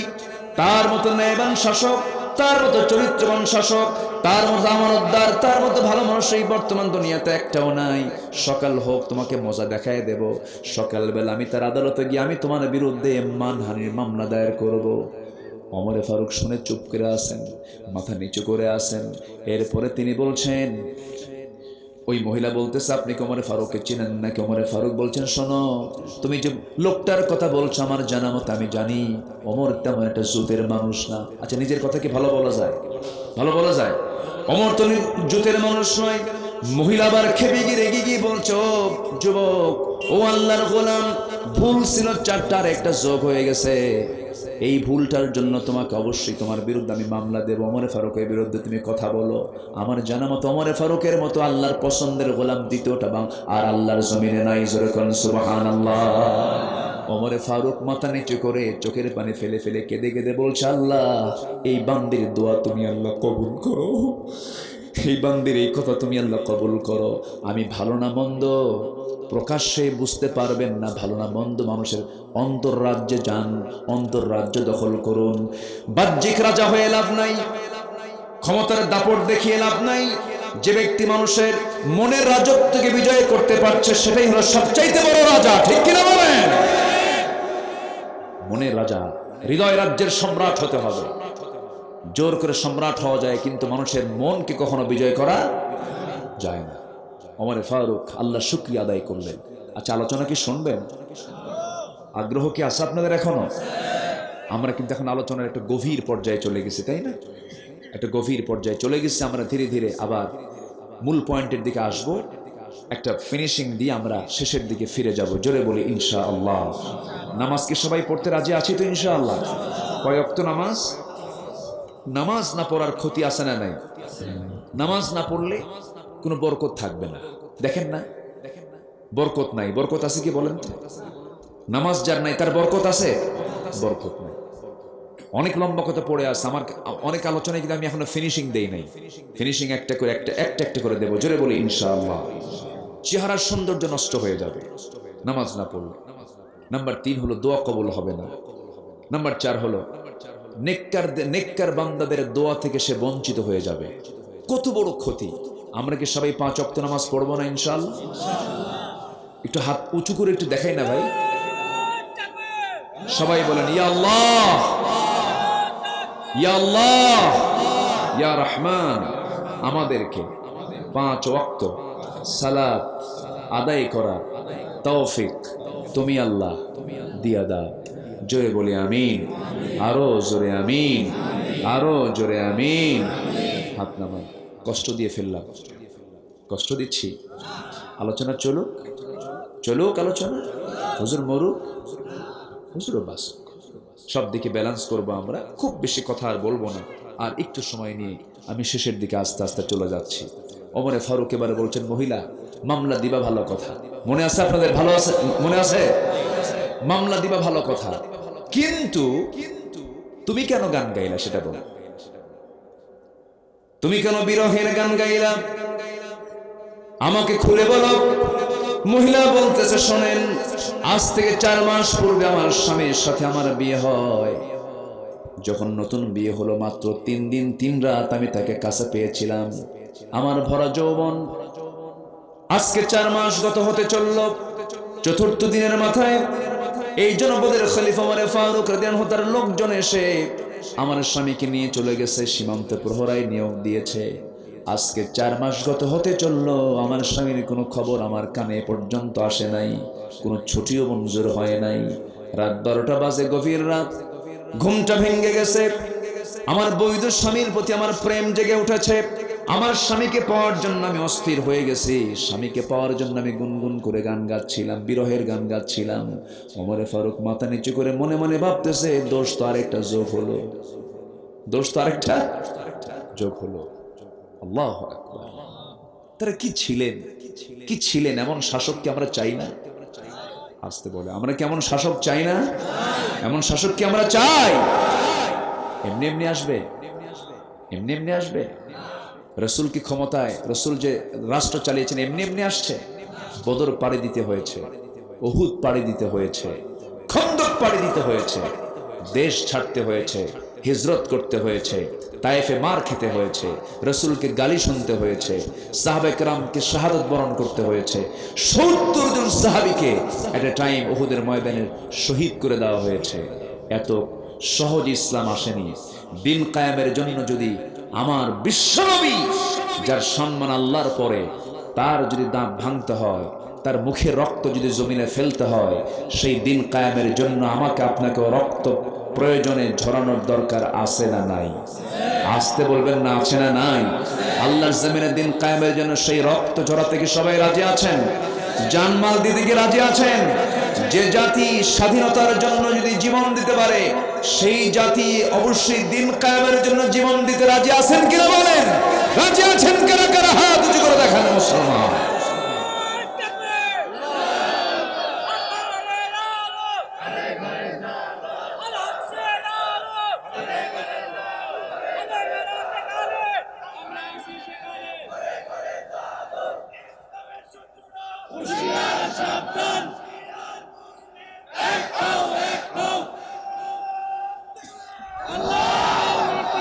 সম্মানিত ভাইরা, মিষ্টি খাওয়া সুন্নাত, দুপুর পরে খাওয়া দাওয়া করে ঘুমানো সুন্নাত, কাইলুলা করা সুন্নাত, চোখে সুরমা লাগানো সুন্নাত, মাথায় টুপি দেওয়া সুন্নাত, এরপর কি পাগড়ি লাগানো সুন্নাত, এই সুন্নাত।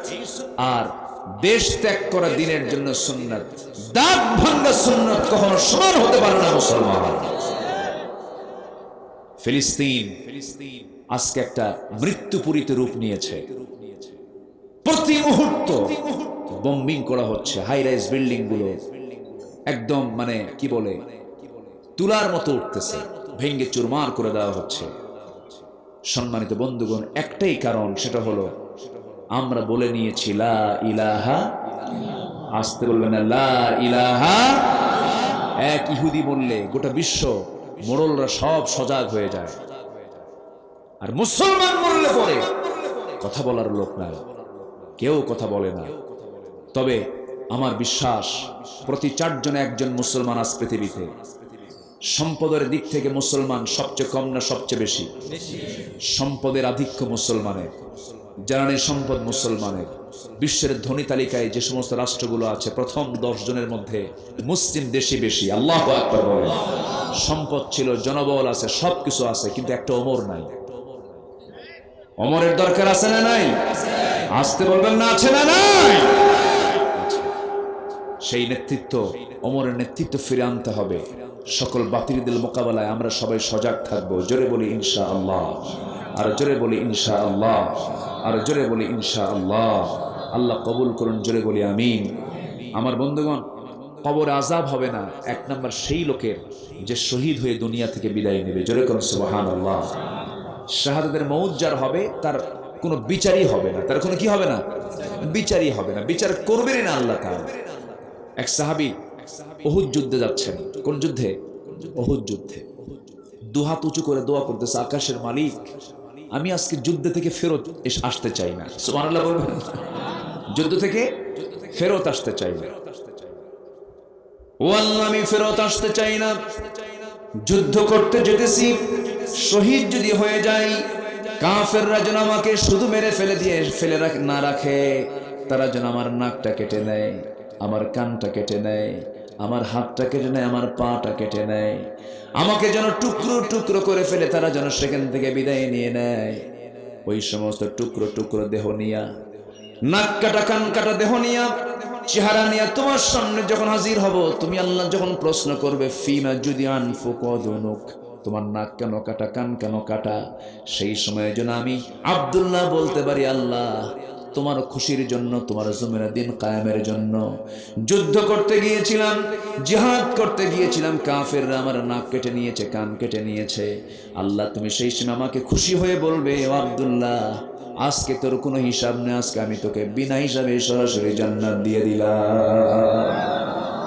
আমার ভাইয়েরা, আমার নবীজি যুদ্ধের ময়দানে যাওয়ার আগে সাহাবায়ে কেরামকে বলছেন, সাহাবীরা তোমরা কি জিহাদের ময়দানে যুদ্ধ করতে যাবে যার ফলাফল হলো এই যুদ্ধে যদি কেউ শহীদ হয়ে যায় আসমান জমিন বরাবর তাকে জান্নাত দেওয়া হবে, জান্নাতের প্রশস্ত হবে। একজন সাহাবী সেই সময় খেজুর খাচ্ছিলেন, খেজুর খেতে অর্ধেক খেজুর খেয়েছেন, প্রশ্ন করছেন, হুজুর সত্যি কি এমন জান্নাত পাওয়া যাবে? হ্যাঁ এমন জান্নাত পাওয়া যাবে। অর্ধেক খেজুর ফেলে দিলেন, ফেলে দিয়ে বলছেন, ইয়া রাসূলুল্লাহ আমি আর দেরি করলাম না, যুদ্ধের ময়দানে রওনা দিলাম। অর্ধেক খেজুর ফেলে দিয়েছো কেন হুজুর? এই অর্ধেক খেজুর খেতে যতটুকু সময় লাগবে এটা আমার জন্য লস, আমি আর দেরি করতে চাই না, যুদ্ধে যাব, শহীদ হব, জান্নাতে চলে যাব। যেরকম সুবহানাল্লাহ। এই ফিলিস্তিনের এক ডাক্তার, মহিলা ডাক্তার সাবা করিম, এই সাবা করিম নামে একটা মহিলা ডাক্তার, নতুন তার বিয়ে হয়েছে, 4-5 দিন হলো বিয়ে হয়েছে, বাসর ঘর ছেড়ে দিয়েছে। বাসর ঘরে তার সময়গুলো কাটতেছে না। সে করে কি গোটা রাত ধরে পাথরগুলো কুড়ায়, কি কুড়ায়?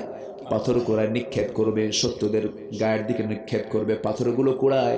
শেষ রাতের দিকে পাথর কুড়াতে যায়। প্রশ্ন করা হলো, সাবা করিম তুমি একজন বড় ডাক্তার, নতুন সংসার তোমার, বাসর ঘর তোমার, তুমি নতুন স্বামীকে পেয়েছ, সব কিছু ছেড়ে দিয়া তুমি আজকে এই জায়গায় কেন? মহিলা বলে, ডাক্তার বলে, আমাকে প্রশ্ন করছো যে কারণে এমন প্রশ্ন আসতেই পারে, কিন্তু তুমি কি জানো আমি স্বপ্ন দেখতেছি আমি দুনিয়া থেকে শাহাদত বরণ করে যেন জান্নাতের বিছানায় যেন আমি আরাম নিতে পারি। যেরকম সুবহানাল্লাহ। এমন চেতনা লালন করতে হবে। ইসলামের ইতিহাস হলো যুদ্ধে সাহাবায়ে কেরাম গেছেন, শাহাদত বরণ করেছেন, কেউ পঙ্গুত্ব বরণ করেছেন, রাসূল তাদেরকে নিয়ে আসতে নিয়ে মারা গেছেন। রাসূল বলেছেন ওই পাহাড়ের চিপায় তাদেরকে দাফন করো। রাসূল অশ্রুসিক্ত নয়নে তাদেরকে বিদায় দিয়ে এসেছেন। একজন সাহাবী ইসলাম কবুল করেছেন, মক্কা মদিনার মাঝামাঝি তার বাড়ি ছিল, ইসলাম কবুল করেছেন, বাপ আগে দুনিয়া থেকে বিদায় হয়ে গেছে, ভাতিজিকে মানুষ করেছে চাচা। সেই সাহাবীর চাচা বলছে, শুনলাম তুই নাকি ইসলাম কবুল করেছিস। সঙ্গে সঙ্গে ভাতিজা বলতেছে, ও আমার চাচা আপনি শুনবেন কেন? আপনি দেখেন, আশহাদু আল্লা ইলাহা ইল্লাল্লাহ, আমি কালেমার সাক্ষ্য দিয়ে দিয়েছি। এবারে চাচা বলছে, আমি তো এতিম ছিলাম, আমি তোকে অনেক সম্পদ লিখে দিয়েছি, আমি তোকে আদর করেছি, তুই কি জানিস দিন কবুল করার কারণে আমি তোকে আজকে সম্পদ থেকে মাহরুম করব, আমি তোর কোনো সম্পদ আমি তোর হাতে রাখতে দেব না। মুস্কি হাসি মেরে বলছে, চাচা আমার সমস্ত সম্পদ জোর করে নিতে হবে না, আমি আপনাকে আপোষে দিয়ে দিলাম। খেপে গিয়ে বলতেছে, তুই কি জানিস আরো কিছু করতে পারি? কি করবেন চাচা বলেন? এই মুহূর্তে তুই তোর জামাটা খুলে ফেলে দে, পরনের পায়জামাটা খুলে ফেলে দে। জামা খুলছেন কিন্তু পায়জামা তো খোলা সম্ভব হচ্ছে না। চাচা টেনে হেঁচড়ে তার পায়জামাও খুলে নিয়েছে, উলঙ্গ করে তাকে বের করে দিয়েছে। উলঙ্গ দেহ নিয়ে মার সামনে দাঁড়ায় বলে, মা আমার দিকে তাকায়ও না, ইসলাম কবুল করার কারণে সমস্ত সম্পত্তি আমার চাচা দখল করে নিয়েছে, আমার পরনের জামাটাও রাখে নাই, পায়জামাটাও রাখে নাই, সব খুলে নিয়েছে। একটা ছোট্ট কাপড় দাও মা, ওই কাপড়টা ঢেকে কোনো মতো সতর ঢেকে আমি আমার বিশ্বনবীর দরবারে রওনা দেব। শীতকাল সেই সময় চলে, আরবে 1 মাস 2 মাস শীত থাকে, প্রচন্ড শীত। সেই শীতের ভিতরে মাত্র 1 খণ্ড কাপড় নিয়ে কোনো মতো সতরটা ঢেকে নিয়ে খালি গায়ে রওনা দিয়েছেন মদিনার পথে, পায়ে হেঁটে হেঁটে। ফজর নামাজ হয়ে গেছে, ফজর নামাজের সময় হয়ে গেছে, দরজায় কড়া নাড়ছেন। আমার নবীজির ছোট্ট ঘর, নবীজি যখন মদিনায় ছিলেন সেই সময় ছোট্ট ছোট্ট ঘর ছিল। আম্মা জান আয়েশা বলেন, নবীজি আমার যে ঘরে থাকতেন, আমার ঘরে শুধু দরজার কাঠ লাগানো একটা দরজা থাকতো, আর বাকি ঘরের স্ত্রীদের সালার চট থাকতো। রাসূল যখন আমার ঘরের মধ্যে ঢুকতেন আমি দেখতাম নবীজির মাথার সঙ্গে ঘরের ছাদ লেগে যেত। যখন শুয়ে পড়তেন একটা পা লাগতো দেওয়ালের সাথে, মাথা লাগতো আর একটা দেওয়ালের সাথে, ছোট্ট করে রাসূল অবস্থান করতেন। আমার নবীজি দরজায় নক করার সঙ্গে সঙ্গে দরজা খুলে বললেন, মান আনতা, তুমি কে? সঙ্গে সঙ্গে বলছে, আমি আব্দুল্লাহ জুল বাজাদাইন, আমি ইসলাম কবুল করেছি, দিন গ্রহণ করেছি। আমার চাচা আমাকে বাড়ি থেকে বের করে দিয়ে যে সমস্ত সম্পদ নিয়ে চলে গেছে। আমার নবীজি কিচ্ছু বললেন না। ভিতরে এসে দুটা জুব্বা, নবীর ব্যবহৃত দুটা জুব্বা আস্তে করে নিয়ে তার হাতে দিয়ে বলছেন, তোমার চাচা তোমাকে বস্ত্রহীন করেছে, আমি তোমাকে আমার নিজের পরনের দুটো জুব্বা দিয়ে দিলাম। দারুণ খুশি, কালেমা পড়ে মুসলমান হয়ে গেছেন। রাসূল বলছেন, আব্দুল্লাহ, ওই যে আমার সাহাবীরা ওখানে শুয়ে আছে, বসে আছে, আসহাবে সুফার সদস্যরা আছে, তুমি তাদের মাঝে চলে যাও। ইসলাম কবুল করলেন। কোরআন যখন তেলাওয়াত করতেন, চিৎকার মেরে মেরে কোরআন তেলাওয়াত করতেন। তার তেলাওয়াতে কিছু সাহাবী বিরক্ত হয়ে নবীর কাছে এসে বলছে, হুজুর, নতুন একটা লোক আসছে, নাম তার আব্দুল্লাহ জুল বাজাদাইন, এত জোরে কোরআন পড়ে আমাদের ডিস্টার্ব হয়, আপনি একটু আস্তে আস্তে পড়তে বলবেন। রাসূল বললেন, সাহাবীরা, আমার আব্দুল্লাহর তেলাওয়াতে তোমরা কেউ বাধা দিও না। আমার আব্দুল্লাহ জোরে জোরে কোরআন পড়ে এজন্য নয়, কারণ আব্দুল্লাহর দ্বীন গ্রহণ করতে নিয়ে অনেক কষ্ট করতে হয়েছে, অনেক ত্যাগ স্বীকার করতে হয়েছে। দুনিয়ার সব কিছু ছেড়ে দিয়া সেই ইসলামটাকে গ্রহণ করে নিয়েছে। আমার নবীজি বললেন, আব্দুল্লাহ, তোমার কোনো কিছু চাওয়া আছে নাকি? আব্দুল্লাহ বলছেন, ইয়া রাসূলুল্লাহ, কি আমার চাওয়া হলো আপনি আমার জন্য একটু শ্রেষ্ঠ দোয়া করুন, আমি যেন শহীদ হয়ে জান্নাতে যেতে পারি। আল্লাহু আকবার। 5 শ্রেণীর লোকের জন্য কবরে কোনো আযাব হবে না। কয় শ্রেণী? এর মধ্যে 1 নম্বর হলো শহীদ। এই লম্বা কথা বলতে নেই, দিকে চলে আসছিলাম। এর মধ্যে 1 নম্বর শ্রেণী হলো শহীদ। আমার বন্ধুগণ, সে আব্দুল্লাহ জুল বাজাদের শাহাদাতের দোয়া চেয়ে রাসূলের কাছে যখন অ্যাপ্লিকেশন করলেন, রাসূল দোয়া করেছেন, আল্লাহ, আমার আব্দুল্লাহর জান, আমার আব্দুল্লাহর জীবনটাকে কাফের বেঈমানদের জন্য তুমি আল্লাহ হারাম করে দাও। এই দোয়া শোনার সঙ্গে সঙ্গে বলছেন, হুজুর, আমি চাঁদ থেকে ফেরত আসতেছেন। এমন সময় তিনি অসুস্থ হয়ে পড়েন। নবীর কাছে সংবাদ চলে এলো। রাসূল জানতে পারলেন। রাসূল বলছেন, ও সাহাবীরা, কি হয়েছে বলো। হুজুর, আপনার প্রিয় সাহাবী আব্দুল্লাহ অসুস্থ হয়ে পড়েছে। রাসূল বলছেন, সাহাবীরা, আমার প্রিয় সাহাবী আব্দুল্লাহর যথাযথ চিকিৎসা তোমরা করো, ভালো খেদমত তোমরা করো। ভালো খেদমত করার পরও তিনি বাঁচতে পারলেন না, 3 দিন পরে মারা গেলেন। নবীর কানে সংবাদ চলে এলো। রাসূল বলছেন, ও সাহাবীরা, আমার প্রিয় সাহাবী ইন্তেকাল করেছে, জানাজার আয়োজন করো, জানাজায় কেউ পড়াবে না। আমি রাসূল নিজে তার জানাজার দায়িত্ব গ্রহণ করলাম। রাসূল জানাজা পড়ায়া দিলেন। এরপরে বলছেন, সাহাবীরা, আমার আব্দুল্লাহর কবরস্থান কোথায়? কবরটা তোমরা কোথায় দিবা? হুজুর, ওই যে পাহাড়ের 2 চিপাই কবরটা বানিয়েছে, আমরা সেখানে তাকে রাখবো। রাসূল বলছেন, আমাকে নিয়ে চলো। রাসূল নিজে চলে গেলেন কবরের সামনে। রাসূল বলছেন, সাহাবীরা, আজকে এই কবরে আমি কাউকে নামতে দেব না। আমি রাসূল নিজে নেমে আমার আব্দুল্লাহকে আমি নিজ হাতে শোয়া দেব। আমার নবীজি আব্দুল্লাহকে আস্তে করে কোলের মধ্যে নিলেন, 2 হাতের মধ্যে নিয়ে কবরে শোয়া দিবেন। এমন সময় রাসূল আগে কবরে নামলেন। এরপরে বলছেন, আমার আবু বকর, আমার ডানে নামো, আমার ওমর, আমার বামে নামো। কবরের ভিতরে নেমেছেন কয়জন? আসতে বলবেন না, কয়জন? 3 জনই পৃথিবীর সেরা মানুষ, পৃথিবীর সেরা মানুষ, পৃথিবীর সেরা মানুষ। আমার নবীর পরে আবু বকরের পরে কে? ওমর। এই 3 জন মানুষ যখন নেমেছেন, হাত লাগায় দিয়ে লাশটা কবরে রাখতেছেন। সাদ ইবনে আবি ওয়াক্কাস রাদিয়াল্লাহু তাআলা আনহু পাশে দাঁড়ায় এতিমের মতো দেখতেছে। হাওমা করে কাঁদতে কাঁদতে বলছে, আল্লাহ, আজকে আব্দুল্লাহর লাশটা যদি আব্দুল্লাহ না হয়, সেই লাশটা যদি আমি সাদ বিন আবি ওয়াক্কাস হতাম, আমার জীবন ধন্য হতো। এই কবরে পৃথিবীর সেরা 3 জন মানুষ নামছে। আমার নবীজি আব্দুল্লাহর লাশটা কবরে শোয়া দিয়া, চেহারাটা কিবলামুখী করে দিয়া, আকাশের দিকে 2 হাত উঁচু করে বলছে, আল্লাহ, এই মুহূর্ত পর্যন্ত আমি আব্দুল্লাহর উপরে রাজি আছি। আল্লাহ, তুমি আব্দুল্লাহর উপরে খুশি হয়ে যাও। জোরে কোন সুবহানাল্লাহ। আমার ভাইয়েরা, এগুলো হচ্ছে লোভনীয় জীবন। কি জীবন বলেন?